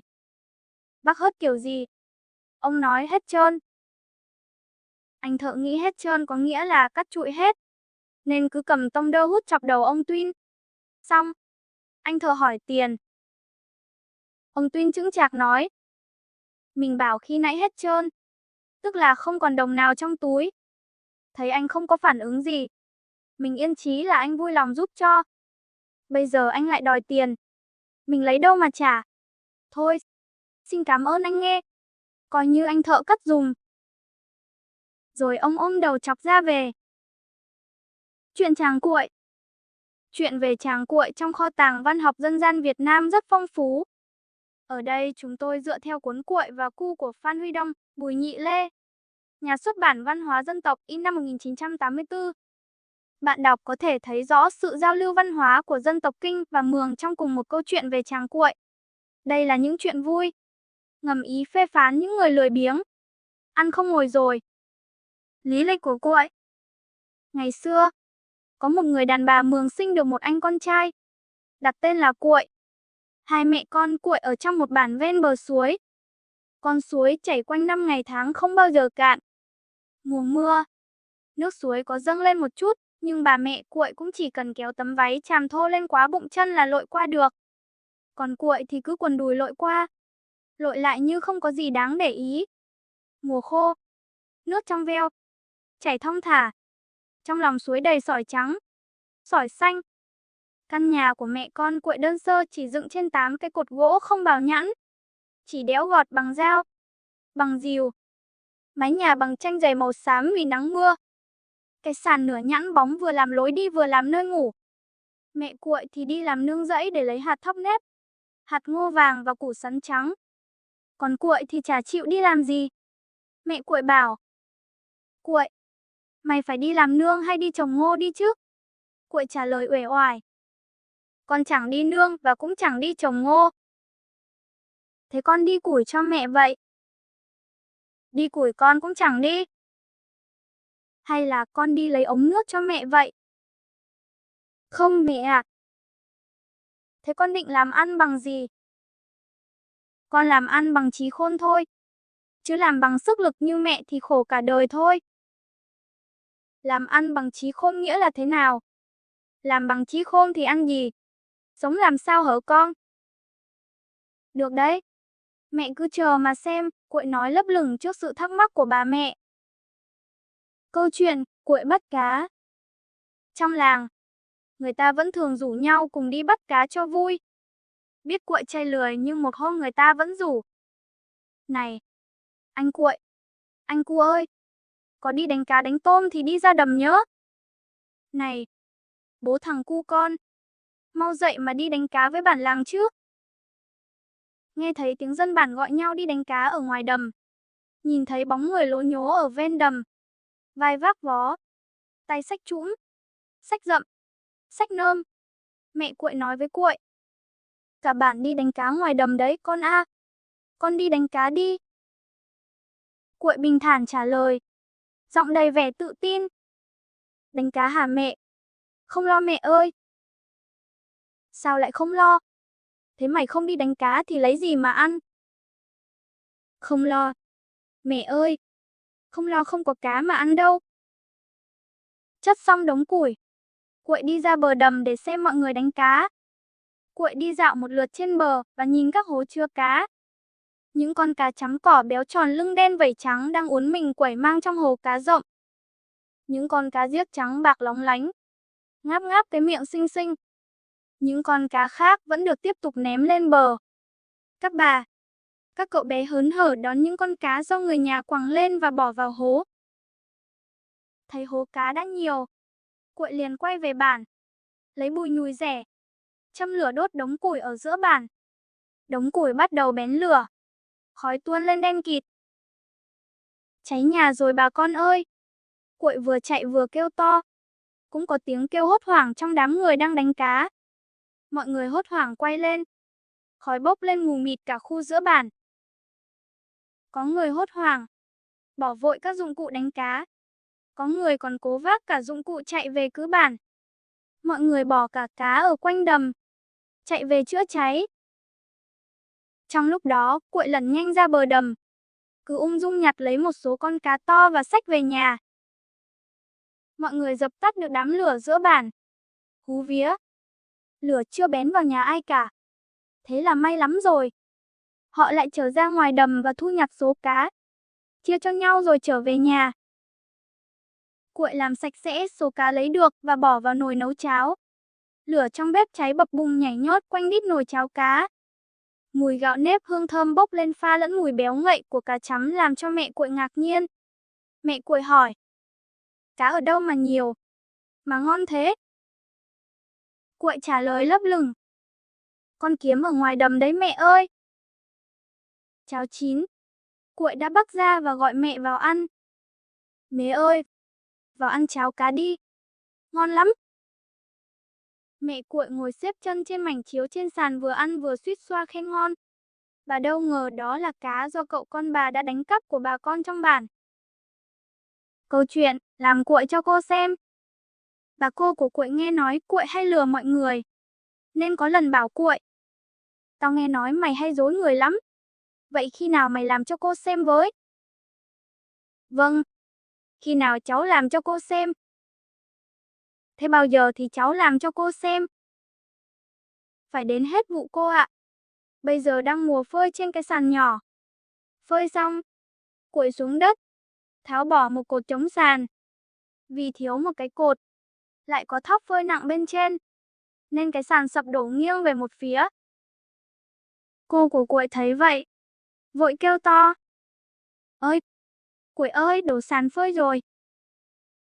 Cuội cũng kêu to. Cô ơi, chạy xuống giúp cháu một tay. Bà cô chạy xuống, thấy Cuội đang dùng vai đỡ góc sàn. Cuội gọi rốt rít. Cô ơi, đỡ hộ cháu một chút. Cháu phải đi chặt cái cột để chống sàn. Bà cô cuống quýt vội ghé vai vào đỡ cái sàn phơi thóc đang nghiêng. Cuội vào nhà lấy dao. Ra đi. Cuội lang thang hết nhà nọ đến nhà kia. Nói chuyện linh tinh. Chẳng đi chặt cây, chặt cột gì cả. Mãi đến chiều, Cuội mới lững thững trở về. Bà cô thì méo mặt, thở hổn hển vì phải đứng làm cây cột từ sáng đến giờ. Thấy Cuội về tay không, bà cô kêu lên. Cháu ơi, sao cháu đi lâu thế? Cô sắp chết rồi đây này. Sao cháu không chặt được một cái cột nào thế? Cuội nhìn bà cô mặt mày tái mét vì mệt và đói. Bảo, có cột đây rồi. Việc gì phải đi chặt hử cô? Nói rồi, Cuội đi vào đống gỗ để ngay dưới sàn nhà. Cách đó vài bước chân và lôi ra cái cột. Đó là cái cột nhà Cuội đã tháo ra và giấu vào đấy. Cuội đưa cây cột vào chống sàn lên. Bà cô loạng choạng bước ra, ngồi phệt xuống đất, thở hào hển nói. Tao tưởng tao chết. Sao mày lại tháo cột ra và bắt tao đứng từ sáng tới giờ mà giữ thóc cho mày hử? Ấy, cô bảo cháu làm Cuội cho cô xem kia mà. Câu chuyện, thím đẻ con chú bị trâu húc thủng bụng. Chú của Cuội vác cày ra ruộng nước để cày. Thím vì bụng chửa nên chỉ ở nhà cơm nước. Vào khoảng mặt trời bằng con sào, thím thấy Cuội hốt hoảng chạy vào nhà. Nhảy 2, 3 bước, trèo lên thang sàn nhà. Giọng hốt hoảng. Ôi thím ơi, chú bị trâu húc thủng bụng ở ngoài ruộng rồi. Thím ơi. Vì sao trâu húc thủng bụng? Khổ thân chồng tôi. Trời ơi. Cháu không biết. Thím ra mà đưa chú về. Trả lời xong, Cuội vội xuống thang, chạy ra ngoài ruộng nước và la lớn lên. Chú ơi, về ngay. Thím đang chở dạ đẻ. Đẻ chưa? Người chú hốt hoảng hỏi. Đang đẻ. Chú có về mau hay không? Ừ, tao phải về ngay đây. Người chú bỏ cả trâu lẫn cày phóng về nhà. Vừa đến chỗ ngoặt ở bìa rừng, chú chạy đâm sầm vào một người đàn bà bụng chửa. Cả hai lăn cành ra đường. Trời ơi, khổ thân tôi. Chồng tôi bị trâu húc thủng bụng rồi. Trời ơi, vợ tôi đang đẻ. Khổ thân có một mình. Cả hai người nổ đom đóm mắt, nhưng vẫn không ngừng rên la, ca cẩm vì bị va chạm vào nhau. Đến lúc bình tĩnh ngồi dậy suýt xoa thì than ôi. Chính bà vợ bụng to đang ngồi kia. Đã đẻ đâu mà đẻ. Còn, người đàn ông kia chính là ông chồng. Bụng vẫn lành nguyên. Mà bảo là trâu húc thủng bụng. Thế nào thằng Cuội nó bảo là ông bị trâu húc thủng bụng. Bà vợ dù sao cũng lắm mồm nhanh miệng hơn chồng.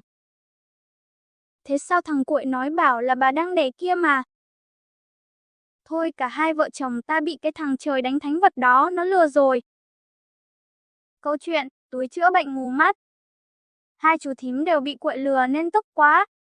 Chú xách túi tải đi tìm Cuội. Túm được Cuội, chú đem nhét vào túi tải, vác ra tận ngoài sông to để vứt xuống nước. Đi trên đường, Cuội chỉ than thở van xin. Tội của cháu đáng chết vì cháu lừa cả chú lẫn thím. Nhưng chú bắt tội cháu nhanh quá. Cháu không đem theo kịp quyển sách Thần Cẩm Nang, muốn xin gì được nấy. Cháu để ở trên gác bếp. Xin chú rộng lượng về lấy cho cháu. Nghe nói sách Thần Cẩm Nang, ông chú cũng muốn chiếm đoạt. Liền đặt túi ở bờ sông và chạy về nhà. Cuội đang nằm trong túi thì bỗng nhiên có một tiếng cục. Có người nào đó đi qua, đá vào cái túi đặt ở giữa đường. Bị đá vào lưng đau quá. Cuội nổi cáu chửi tướng. Thằng nào mù hay sao mà đi giữa ban ngày lại đá vào người ta thế? Vâng ạ, con xin ông. Mắt con mù lòa nên không nhìn thấy ông ngồi ở đây. Vì vậy con mới đá vào người ông. Đúng là thằng mù. Thế tại sao ông lại ngồi vào trong cái túi giữa đường này? Anh mù lấy tay sờ soạng và biết, nên hỏi như vậy. Một thoáng nhanh trí, Cuội to tiếng. Anh ngu lắm. Tôi cũng bị mù mắt như anh. Nhưng nhờ chui vào cái túi này, ngồi thật lâu ở giữa đường. Thế là mắt sáng ra. Túi này là túi thần mà. Ây, tôi đã nhìn thấy anh đấy. Có phải anh chống cây gậy tre không? Vâng, con chống cái gậy tre ạ. Thế ra túi thần chữa sáng mắt. Tài tình thật. Thế có phải anh mặc cái quần rách vá ở đầu gối không? Vâng ạ. Quần của con rách và vá ở đầu gối thật ạ. Thế thì mắt tôi sáng hẳn rồi. Thưa ông cho con chui vào cái túi ấy. Ông làm phúc giúp con. Lưỡng lự một chút, Cuội mới chịu nói.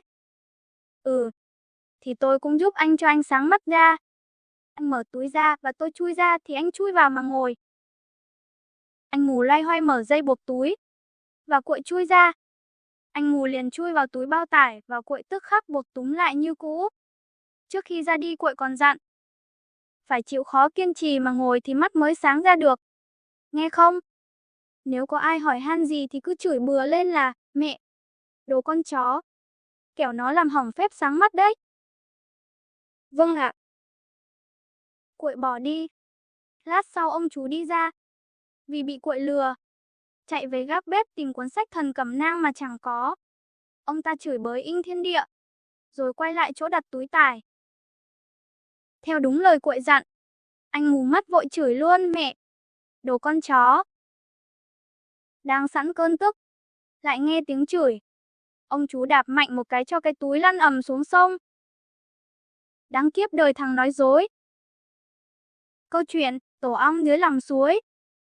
Cuội bảo Lang, ở dưới lòng suối có một cái tổ ong nhiều mật lắm. Thưa Lang, thế thì mày hãy đưa tao đi lấy tổ ong. Vâng ạ. Cuội đưa Lang ra bờ suối và chỉ vào cái bóng tổ ong đang hiện hình dưới lòng suối được phản chiếu từ tổ ong thật ở trên cành cây cao.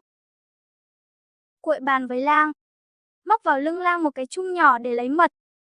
Lang nhảy xuống và lặn tìm, nhưng chỉ thấy bọt sủi lên sùng sục. Cuội reo lên. Lang đang ăn mật. Một lúc sau Lang phụt phân lên. Cuội lại kêu. Đấy, Lang ăn no rồi bỏ bã lên đấy. Sự thật Lang đã chết đuối dưới suối với cái chum ở sau lưng, đầy nước. Thế là Cuội đã trừ được một tên Lang. Nhưng còn nhiều tên Lang khác gian tham hơn. Câu chuyện săn ở đâu ăn ở đấy. Từ chiều hôm trước, quan lang đã ra lệnh nấu cơm nắm, đem thức ăn theo để sáng sớm lên đường đi săn. Cuội được tin cùng với mọi người phải đi phục dịch cho nhà lang. Cuội bèn đến hỏi thăm nhà lang xem ngày mai săn ở đâu. Người nhà lang nói cho Cuội biết để mọi người cùng chuẩn bị đi săn ở cánh rừng nọ. Được biết như vậy, Cuội bèn về nhà nấu cơm, nấu canh măng. Cơm thì nắm lại trong mo bọc, canh thì cho vào ống bương tươi, rồi lấy lá nhét kỹ lại. Cuội phóng một mạch đến chỗ khu rừng sẽ săn bắn vào ngày mai. Cơm thì Cuội giấu vào một bụi cây sao. Canh thì Cuội nhét vào một bụi cây thấp ở cách chỗ giấu cơm chừng 10 bước chân. Giấu xong Cuội trở về ngủ. Chờ sáng sớm đi theo phục dịch cuộc săn của nhà Lang. Dinh cơ của Lang nằm trên một đồi thoai thoải thật đẹp. Nhà sàn làm bằng gỗ bào nhẵn, có chạm trổ như nhà các quan dưới xuôi. Xung quanh nào nhà nuôi ngựa, nhà xay lúa, giã gạo, nhà nuôi lợn, gà vịt. Quan Lang có 7 người vợ. Người nào cũng mặc váy đen bóng loáng dài đến tận gót chân, cứ lượn đi lượn lại bên Quan Lang như những nàng tiên. Quan Lang hôm nay mặc áo chẽn sát người, lưng đeo một khẩu súng kíp loại đắt tiền, báng súng bằng gỗ mun đen, trông rất uy nghi. Quan có một bộ ria mép vành ra hai bên nhọn hoắt, trông rất dễ sợ. Tuy Quan Lang oai vệ như vậy, nhưng Quan Lang rất sợ bà Năm, vì bà ta là một cô gái dòng dõi nhà Quan ở kinh đô, rất đẹp và biết nhiều chữ. Từ tờ mờ sáng, dân bản đi phục dịch đã tề tựu ở dưới sân nhà Lang. Người mang nỏ, kẻ mang giáo, người đeo nắm cơm, kẻ mang ống cơm lam gạo nếp nấu trong ống nứa còn thơm phưng phức. Quan Lang cưỡi con ngựa hồng từ từ cất bước đi xuống sân và đảo mắt nhìn quanh một lượt.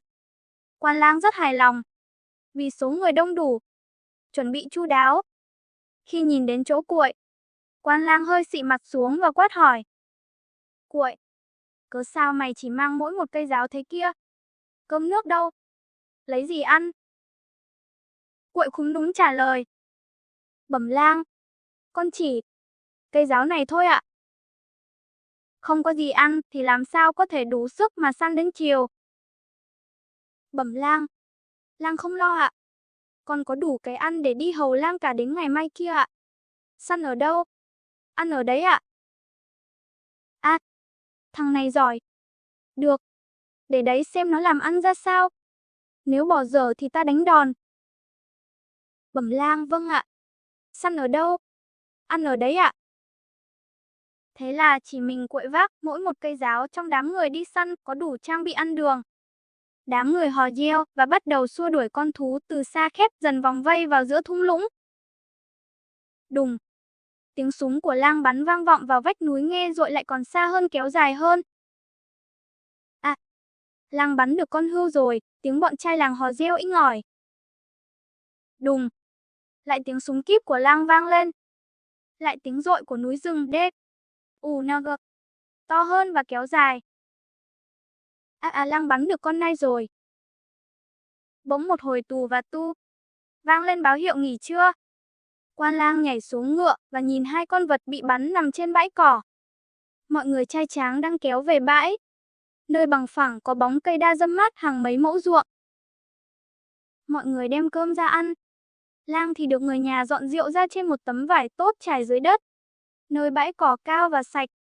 Lang chợt nghĩ đến Cuội đang vác giáo đứng sững một mình. Quan Lang gọi lớn. Cuội, có gì ăn không? Sao bảo săn ở đâu? Ăn ở đấy. Cuội khúm núm có vẻ sợ sệt. Nói. Bẩm Lang, vâng ạ. Săn ở đâu? Ăn ở đấy ạ. Con đang chờ Lang ăn con mới dám ăn ạ. Ừ. Thế mày biết phép tắc nhà Lang rồi đấy. Nhưng tao cho phép mày đem thức ăn ra đây ngay. Vâng, nếu không có ngay thì ta đánh đòn. Vâng ạ. Thế mày lấy thức ăn ở đâu ra? Cuội giơ cây giáo lên cho mọi người xem và nói lớn. Thưa Lang, con có cây giáo thần này. Nó giúp con cái ăn ạ. Đây không phải là cây giáo thường, mà là cây giáo cơm giáo canh đấy ạ. Lang cười ngất. Ha, hai ha, thằng này nói dóc. Ở rừng này, mày chẳng có gì ăn, lại còn nói đến cả canh nữa à? Cuội không trả lời. Lẳng lặng cầm cây giáo bước đến bên bụi cây cao và thọc cây giáo lên và hô lớn. Cơm này. Cuội vừa thọc đúng vào chỗ giấu mo cơm thì mo cơm lăn cành ra bãi cỏ. Lang và mọi người nhìn thấy cơm liền há mồm trợn cả mắt. Chưa xong. Cuội thủng thẳng bước 10 bước chân. Mọi người hồi hộp chờ đợi xem Cuội làm gì. Thì thấy lần này Cuội không thọc cây giáo lên mà thọc cây giáo vào bụi thấp và hô to. Canh này. Hô xong, Cuội cúi xuống và lôi ngọn giáo ra. Ở đầu ngọn giáo, có một ống bương tươi cắm vào. Cuội mở ống bương ra, mùi canh rau. Canh măng thơm phức. Trừ nhà Lang có người hầu mang rượu thịt cơm nếp, còn thì chẳng có ai có món canh măng ở chốn rừng sâu này. Lang lấy làm lạ và tức tối, liền nói: Mày có cây giáo thần như vậy là không được. Phải đổi cho tao. Tao sẽ đổi cây súng cho mày. Cuội hoảng hốt cúi lạy. Bẩm Lang, con xin Lang thương con. Con chỉ có cây giáo thần này là cái ăn, cái uống. Lang mà lấy mất thì con chết đói mất a. Không được. Mày phải đổi cây giáo cho tao. Tao đổi cây súng cho mày đáng giá hàng cân bạc trắng mà mày còn chê à? Bẩm Lang, vì con biết cây súng của quan đắt tiền nên con chỉ sợ. Lúc nào đó thì quan đòi lại thôi ạ. Ta không trẻ con với mày. Bây giờ ta giao hẹn, đã cho nhau. Cấm không ai được đòi lại. Lời giao hẹn trước mọi người dân bản mà mày không tin sao? Cuội ngần ngừ và bất đắc dĩ nói. Thế thì con xin vâng lời quan ạ.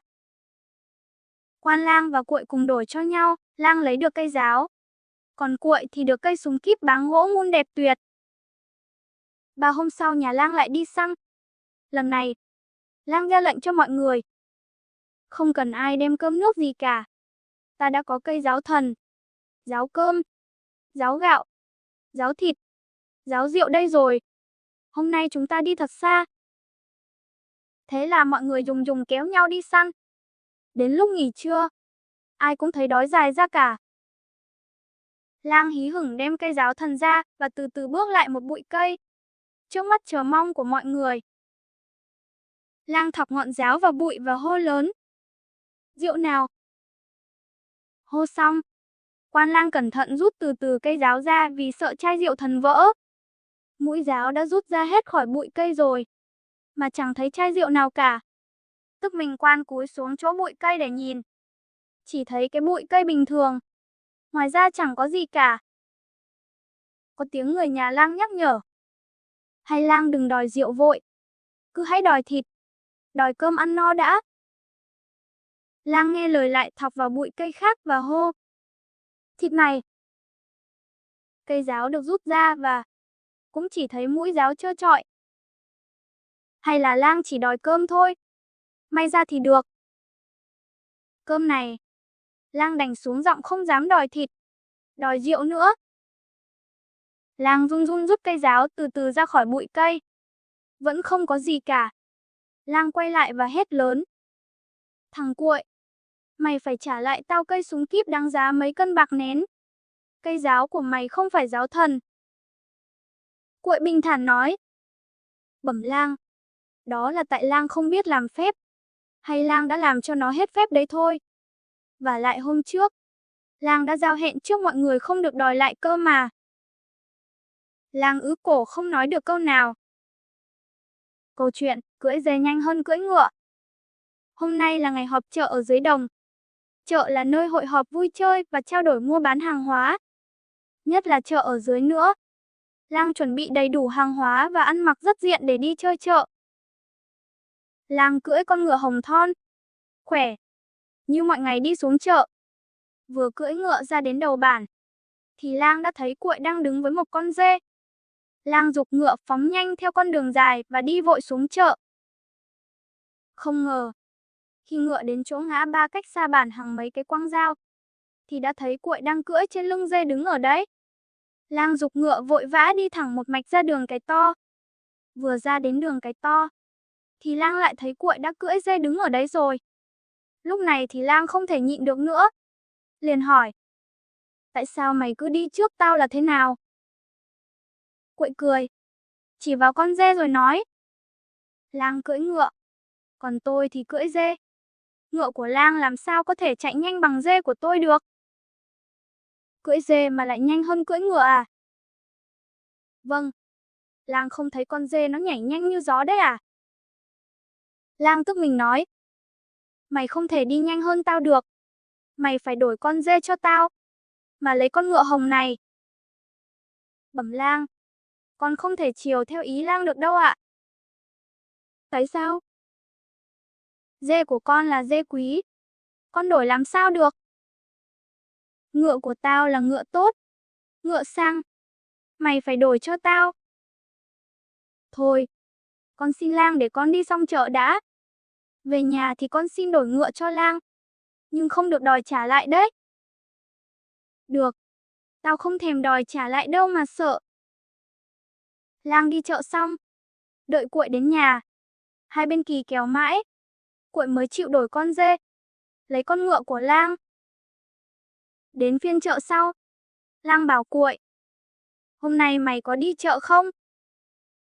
Bẩm lang: "Con có đi chợ ạ." "Thế thì mày đi trước đi. Mày cưỡi ngựa không thể nhanh bằng tao cưỡi dê."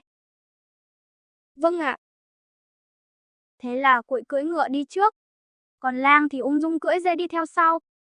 Lang vừa trèo lên lưng dê, thì con dê kêu lên bê bê, bê bê, và lồng lên.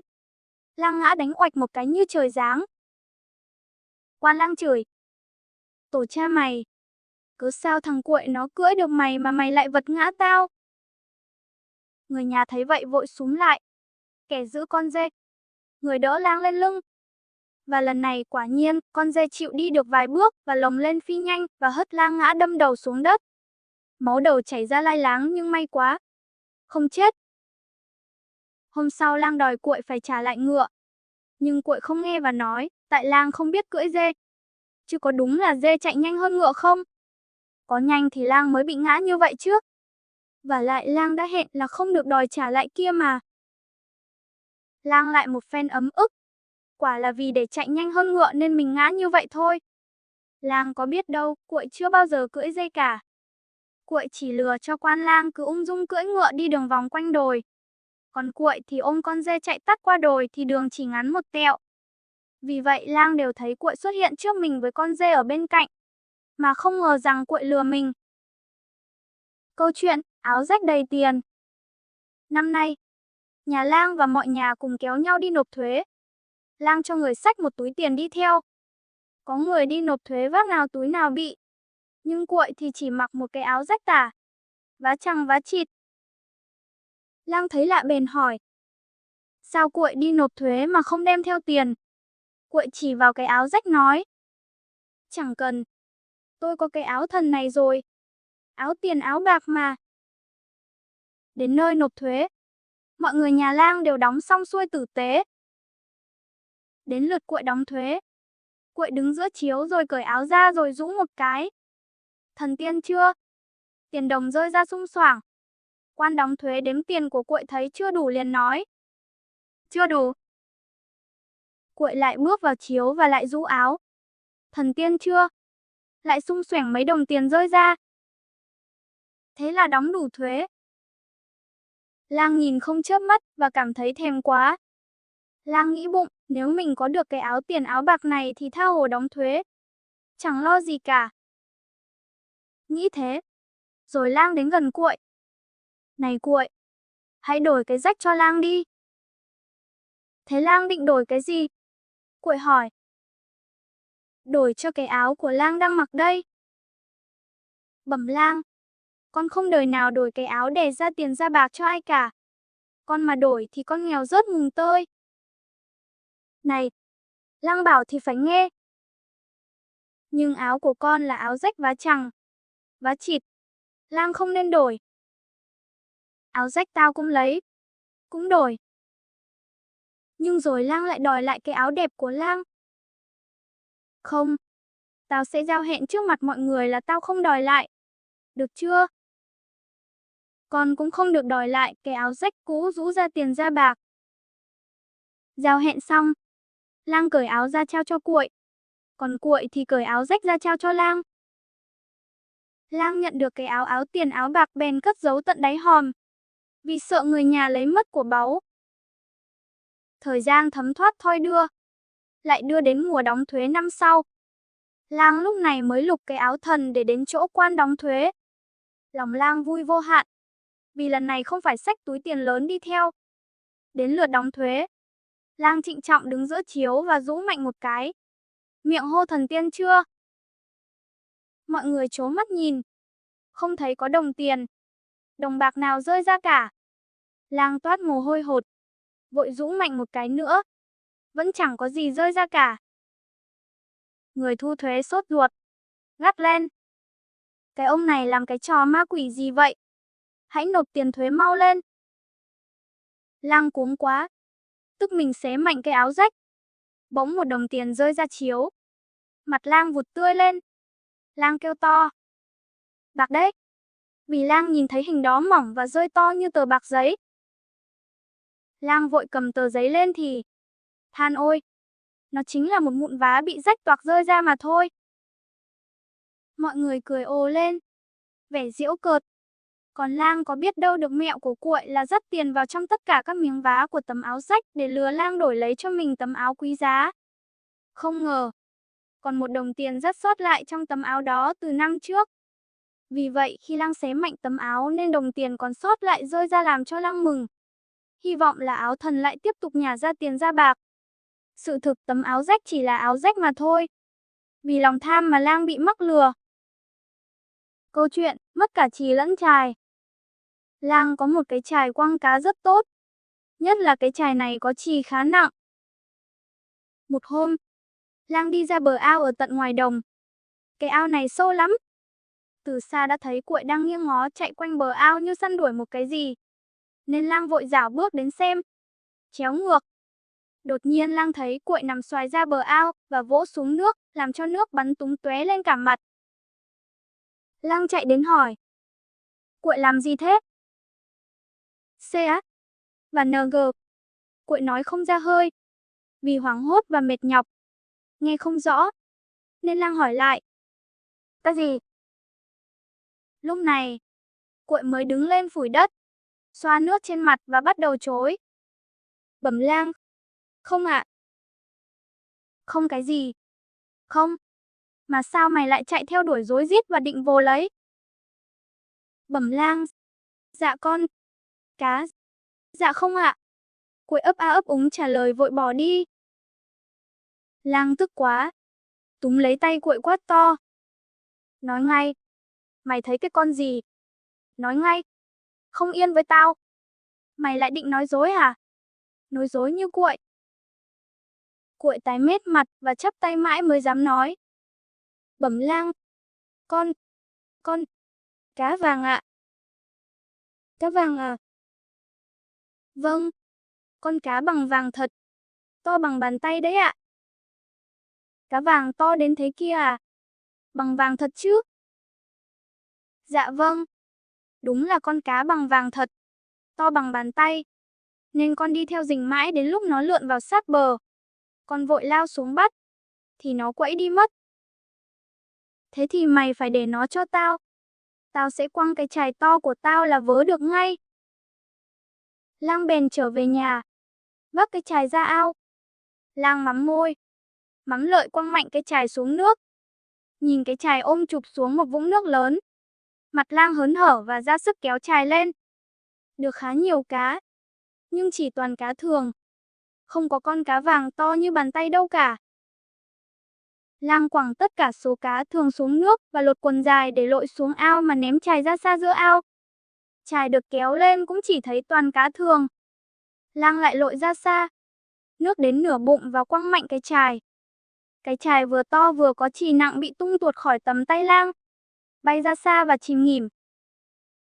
Cái ao này sâu lắm. Lang không sao lấy được chài. Bèn nhảy lên bờ và bắt đền Cuội.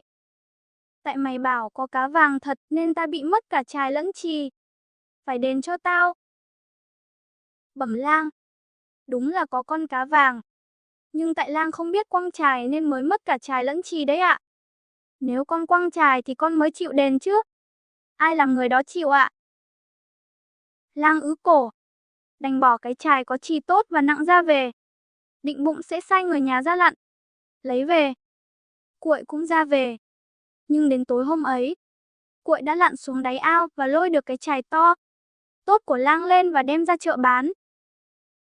Câu chuyện, con nai sâu. Cuội đi rừng và thấy có một con sâu rất to đang ăn lá cây gai. Cuội vội vàng ba chân bốn cẳng chạy về. Gặp Lang, Cuội bị túm lại để hỏi. Mày chạy đi đâu như bị ma đuổi thế? Con nai sâu gai. Con gì? Con gai. Con sâu gai này. Lang hiểu ra rồi, và chạy vội về lấy súng để đi bắn con nai đang ăn lá gai ở rừng sâu. Lang vác súng và không quên bắt Cuội phải dẫn mình đi. Cuội dẫn ra đám cây gai và chỉ vào nơi bụi rậm. Lang vội nhồi thuốc nạp đạn vào khẩu súng kíp, rồi quỳ xuống ngắm nghía chờ con nai ra thì bắn. 1 phút trôi qua, 10 phút trôi qua, chẳng thấy con nai nào chui ra cả. Đột nhiên lá gai động đậy vì một cơn gió nhẹ. Tức thì Lang nổ súng. Đùng, tiếng nổ vang núi rừng. Lang chạy xô lại nơi đám lá gai mù mịt khói súng. Không thấy gì cả. Chẳng thấy nai đâu. Lang quay lại hỏi Cuội. Đâu nai đâu? Cuội run rẩy nói. Bầm bầm. Nó đấy ạ. Cuội chỉ vào con sâu gai to tướng bị chết còng queo dưới đất. Đây là con sâu gai chứ? Vâng. Con gai. Sâu gai ạ. Lang chỉ biết than thở. Thế là tao bị mất toi một mồi thuốc súng đáng bao nhiêu tiền để bắn một con sâu gai chết tiệt đó. Câu chuyện, con trống cùn. Bị Lang mắng. Cuội đành gãi đầu gãi tai. Xin tha tội rồi nói tiếp. Sẵn có súng ở đây. Hay là Lang đi bắn con trống cùn? Không. Tao không đi nữa. Hại thuốc hại đạn. Thế thì Lang cho con mượn súng. Mày nói dễ nghe nhỉ? Thế thì con đi một mình con. Cuội xăm xăm bỏ đi. Làm cho Lang bị kích thích. Tò mò vác súng đi theo. Cuội đến một góc rừng toàn những cây to sừng sững. Những cánh phong lan thơm ngát tỏa hương từ trên cành cao. Những cuộc dây rừng dài to như những con chăn. Lang rình ở sau lưng Cuội. Nạp thuốc. Lắp đạn chờ đợi. Chợt Cuội giật mạnh cái dây rừng la lớn. Con trống cùn. Lang giật mình sợ mất mồi nên bắn đại vào cái dây rừng to như con chăn rồi la to. Trúng con chăn rồi. Lang tưởng bắn trúng con chăn. Cuội điềm tĩnh nói. Trúng con trống cùn rồi. Con trống cùn là con gì? Trống cùn là gì mà Lang không biết sao? Trống cùn tiếng Mường ta là cái dây rừng chứ gì? Vâng. Trống cùn là cái dây rừng. Lang đã bắn trúng cái dây rừng trống cùn đấy.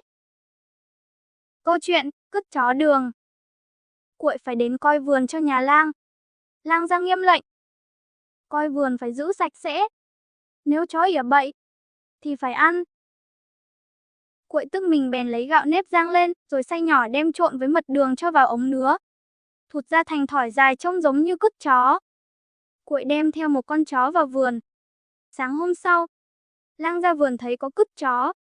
Còn Cuội thì đang đánh một con chó. Làm nó ỉa vãi ra. Lang quát. Giận dữ. Cuội, sao mày lại để cho chó ỉa trong vườn tao thế?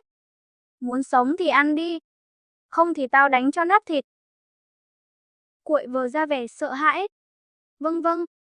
Dạ dạ. Đi nhặt cứt cho vào mồm nhai có vẻ ngon lành. Thấy lạ, Lang liền hỏi. Sao mày lại ăn cứt chó giỏi thế? Thưa Lang, chó của con là chó đường chó mật nên cứt nó ỉa ra toàn cứt ngọt. Nên ăn ngon lắm ạ. Nói láo. Cứt chó mà lại ngon ngọt. Dạ. Nếu không tin thì bẩm Lang. Thử một tí xem sao ạ. Đưa tao xem.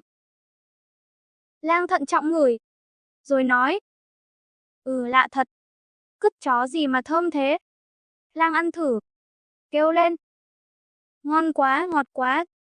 Cứt chó đường. Cứt chó mật thật. Mày có con chó quý như thế thì phải đổi cho Lang. Tao sẽ đổi cho mày con chó to nhất của tao nghe không? Dạ không. Thưa Lang. Không thể đổi được đâu ạ. Có con chó mật chó đường thỉnh thoảng con còn kiếm tí chút của nó. Chứ của nhà Lang thì... Thưa. Chỉ ăn thịt được một bữa là hết thôi ạ. Không được. Mày phải đổi. Nếu không, tao sẽ đánh đòn và còn lấy không nữa đấy. Vâng. Thưa. Nếu thế thì con đánh mất con chó ỉa ra cứt mật, cứt đường vậy.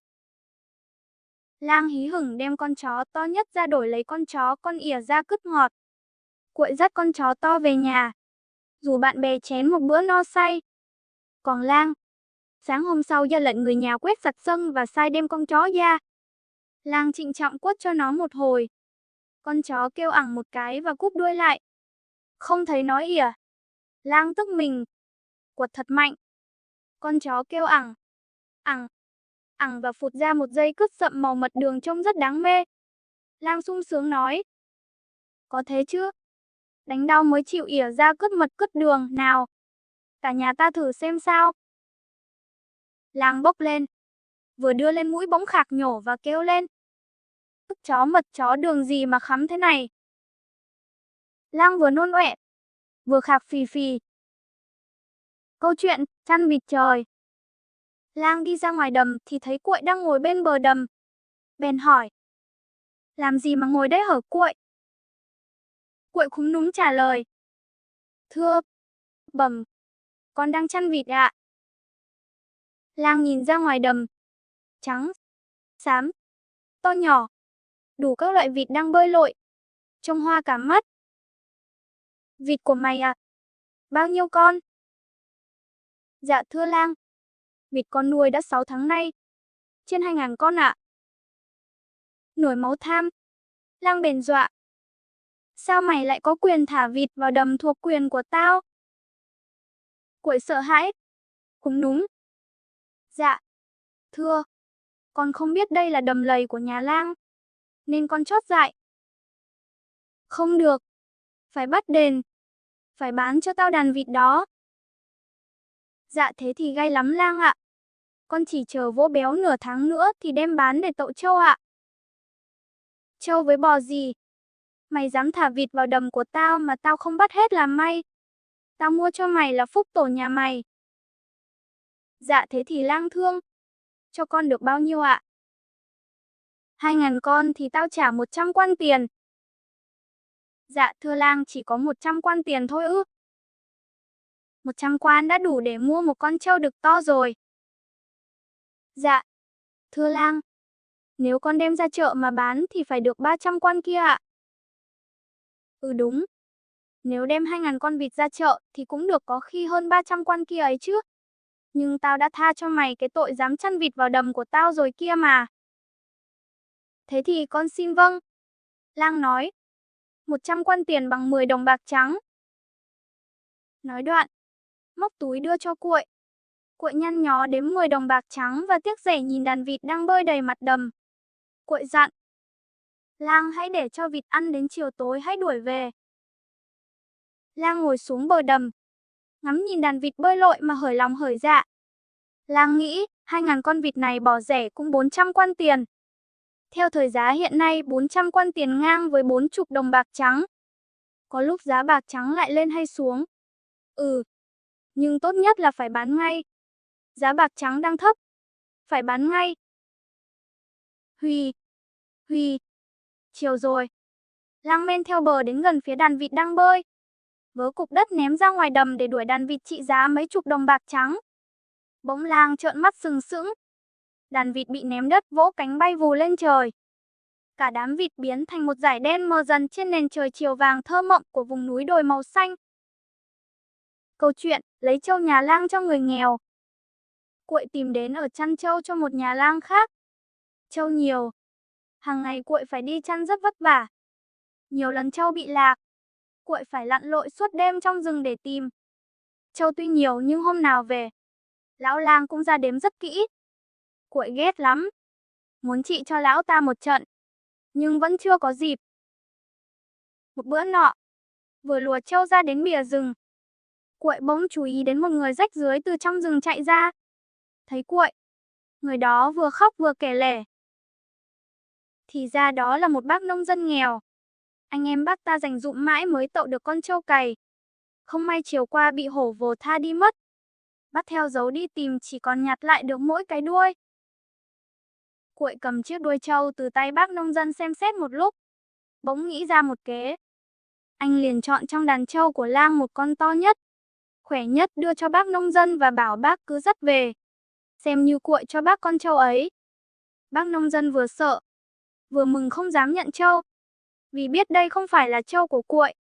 Nhưng Cuội đã nói. Bác không lo. Trâu của Lang nhiều. Lang không biết đâu. Mà có biết, Lang cũng không bắt tội bác được. Tôi đã có cách mà. Bác nông dân nửa tin nửa ngờ. Nhưng vì Cuội nói mãi cũng siêu, nên mạnh dạn dắt trâu đi. Trong khi đó, Cuội tìm cách cắm chiếc đuôi trâu vào mồ gò mối lớn. Sau khi đã chôn chặt, chỉ để một đoạn ngắn lộ ra. Cuội làm bộ hớt ha hớt hải chạy về gọi lão Lang. Bẩm Lang, mời Lang ra ngay, trâu nhà ta bị con kỳ đà to lôi vào trong một gò mối. Lang ra mau lên kẻo nó xuống âm phủ mất. Cuội dắt lão Lang chạy ra gò mối. Vừa chạy vừa nói. Nó đã xuống cả hai chân sau rồi. Chỉ còn cái đuôi. Lang phải giữ lấy đuôi. Đừng cho nó xuống mà cũng đừng giật mạnh kẻo nó đứt. Tôi trở lại lấy cái thuồng đào đất chung quanh thế nào cũng bắt lại trâu. Có khi lại được cả con kỳ đà nữa. Lão Lang thấy Cuội giục rối rít thì cuống lên. Lão vừa tiếc của, lại vừa tham muốn bắt cả con kỳ đà, nên giục Cuội làm nhanh. Cuội lẳng lặng lấy thuồng đào đất. Lâu quá, lão Lang nóng ruột cố sức kéo. Cái đuôi trâu bật ra làm lão ngã chồng kềnh. Thấy thế, Cuội quẳng thuồng rồi xoa tay nói. Thôi, thế là hỏng rồi. Trâu đứt đuôi bị kéo xuống âm phủ rồi còn làm gì được nữa. Câu chuyện, chỗ này khó lắm. Cuội đến ở với một quan lang khác. Lão này cũng rất tham lam và bủn xỉn. Một hôm, lão sai Cuội đi phát bờ ruộng với một người ở khác. Hai người làm quần quật từ sáng đến đứng bóng mà lang vẫn chưa cho người đem cơm ra. Đói hoa cả mắt. Họ tức lắm. Nhân gặp một tổ ong vò vẽ. Cuội bàn với bạn lập mưu trị lão Lang. Xế chiều, như thường lệ, lão mới lò dò ra xem công việc của bọn Cuội đã làm đến đâu. Thấy chung quanh ruộng cỏ dại và lau lách đã được phát sạch, nhưng vẫn còn một đám cây trông rất chướng mắt đứng lù lù bên gốc ruộng. Lão Lang gọi hai người đến hạch. Chúng mày làm ăn dối trá như vậy hả? Còn cái đám kia thì để làm gì? Cả hai người đều đồng thanh thưa. Dạ bẩm Lang, chỗ ấy khó lắm. Chúng con nghĩ mãi mà không biết làm thế nào. Thôi để đến bữa sau sẽ hay. Lang trừng mắt. Làm ngay đi cho gọn. Còn sau với trước gì? Hắn bắt người bạn cùng làm với Cuội xuống ruộng. Người ấy gãi đầu gãi tai khẩn khoản. Thưa Lang, hãy để con nghĩ cách đã. Lang lại giục Cuội. Cuội cũng từ chốt nốt. Chúng mày lười nhát, chứ chỗ ấy thì có khác gì những chỗ kia. Tao mà dọn được thì chúng mày đừng có mà ăn cơm chiều nay. Đưa dao phát đây. Vừa nói, lão vừa giằng lấy con dao nơi tay Cuội, rồi xăm xăm bước tới chỗ bụi rậm còn chừa lại. Xin Lang đừng vội. Khó lắm. Để chúng tôi nghĩ đã. Cuội vừa kéo áo Lang lại. Lão càng điên tiết. Cầm dao hùng hổ phát mạnh vào bụi mấy nhát. Không ngờ bầy ong vò vẽ thấy động ùa ra nhè lão Lang đốt túi bụi. Làm lão tối tăm mặt mũi. Lão ném con dao. Vừa chạy vừa kêu la thảm thiết. Cứu tôi với. Cứu tôi với. Hai người đầy tớ cũng phải lánh ra xa vì sợ vạ lây. Lát sau, khi bầy ong đã về lại tổ, Cuội và người bạn chạy lại, thì thấy mặt mũi của Lang sưng phù lên trông thật thảm hại. Lão rên ư vì đau đớn. Cuội suýt xoa. Đấy, tôi đã bảo Lang để tôi nghĩ đã. Thế mà Lang không chịu nghe nên mới ra nông nổi này. Hai người phải dìu Lang thất thểu về nhà. Vừa đau, vừa tức. Lão Lang ốm luôn cả tuần lễ mà không cách gì bắt tội họ được. Câu chuyện, bạc trắng dưới đáy sông. Bọn nhà giàu đứng trên bờ sông, quần áo sang trọng. Có một thằng cưỡi ngựa đi chơi chợt thấy Cuội đang lặn xuống, rồi ngoi lên ở giữa lòng sông. Ê, thằng Cuội kia, mày làm gì mà hụp lặn thế? Tên cưỡi ngựa dõng dạc hỏi. Cuội ngoi lên, không trả lời, chỉ giơ một đồng bạc trắng. Cuội lại hụp xuống và lại giơ lên. Trời ơi, lại một đồng bạc trắng nữa là 2 đồng. Chúng mày ơi, Cuội nó đang lặn để lấy bạc trắng. Chắc ngày xưa có cái thuyền nhà quan hay thuyền chở tiền thuế nào bị đắm ở đấy chăng? Xuống mau chúng mày ơi, kẻo Cuội nó mò hết bạc trắng. Thế là cả bọn bỏ ngựa, cởi quần áo và đua nhau hụp xuống sông tìm bạc trắng. Thấy thế, Cuội vội lén nhảy lên bờ, vợ hết quần áo của chúng rồi vọt lên ngựa chạy thẳng. Câu chuyện, vua trời bị chơi khăm. Cuội vào rừng, gặp chỗ có nhiều voi chết, bèn khoét lỗ đít một con mới chết rồi bỏ đấy. Quả nhiên ngày hôm sau, Cuội rình thấy mấy trăm con quạ đến tranh nhau chui vào để moi thịt voi ăn. Đúng lúc đó, Cuội chạy đến, nút lỗ đít voi lại và cưỡi lên lưng voi. Mấy trăm con quạ sợ quá đều vỗ cánh bay lên, nên cái xác voi bỗng được nhấc lên tận thiên đình. Quan canh cổng thiên đình chặn lại hỏi: Ai? Cuội vỗ ngực trả lời: Ta là con trời. Ta xuống hạ giới. Bây giờ trở về để chầu trời. Không thấy ta cưỡi voi hay sao? Khi vào chầu vua trời thấy con voi bay cũng lạ và thích đi chơi. Vua trời hỏi: Sao lại có con voi bay lạ như vậy? Thưa vua trời, con có con voi đặc biệt biết bay, nên con đem lên mời vua đi chơi ạ. Đi chơi voi bay có thích không? Thưa vua trời, thích lắm ạ. Biết gió mát vi vu, biết nước biển ầm ào. Sao? Bay trên trời thì ắt là biết gió vi vu. Sao lại biết cả sóng biển ầm ào? Xin mời ngài đi chơi voi bay khắc rõ. Ngài hãy vỗ chân vào bụng voi đi. Vua trời bèn vỗ chân vào bụng voi. Đàn quạ sợ hãi vỗ cánh. Thế là voi bay lên và đưa cả hai cùng bay xa. Vua trời thích thú quá. Đang lúc đó, biển hiện ra trước mặt. Cuội bèn cởi hết quần áo. Vua thấy thế liền hỏi: Sao Cuội lại cởi hết quần áo thế? Để tắm biển. Sao lại tắm biển ở trên trời? Xin ngài chờ. Khắc rõ. Nói xong, Cuội ngoái lại phía sau, mở nút ở lỗ đít voi. Đàn quạ thấy ánh sáng liền chui và bay hết cả ra. Tức thì con voi không bay được nữa, rơi xuống biển. Thế là vua trời được một bữa tắm biển no nê. Câu chuyện, Cuội lên cung trăng. Hồi đó, dưới hạ giới có một cây đa thần.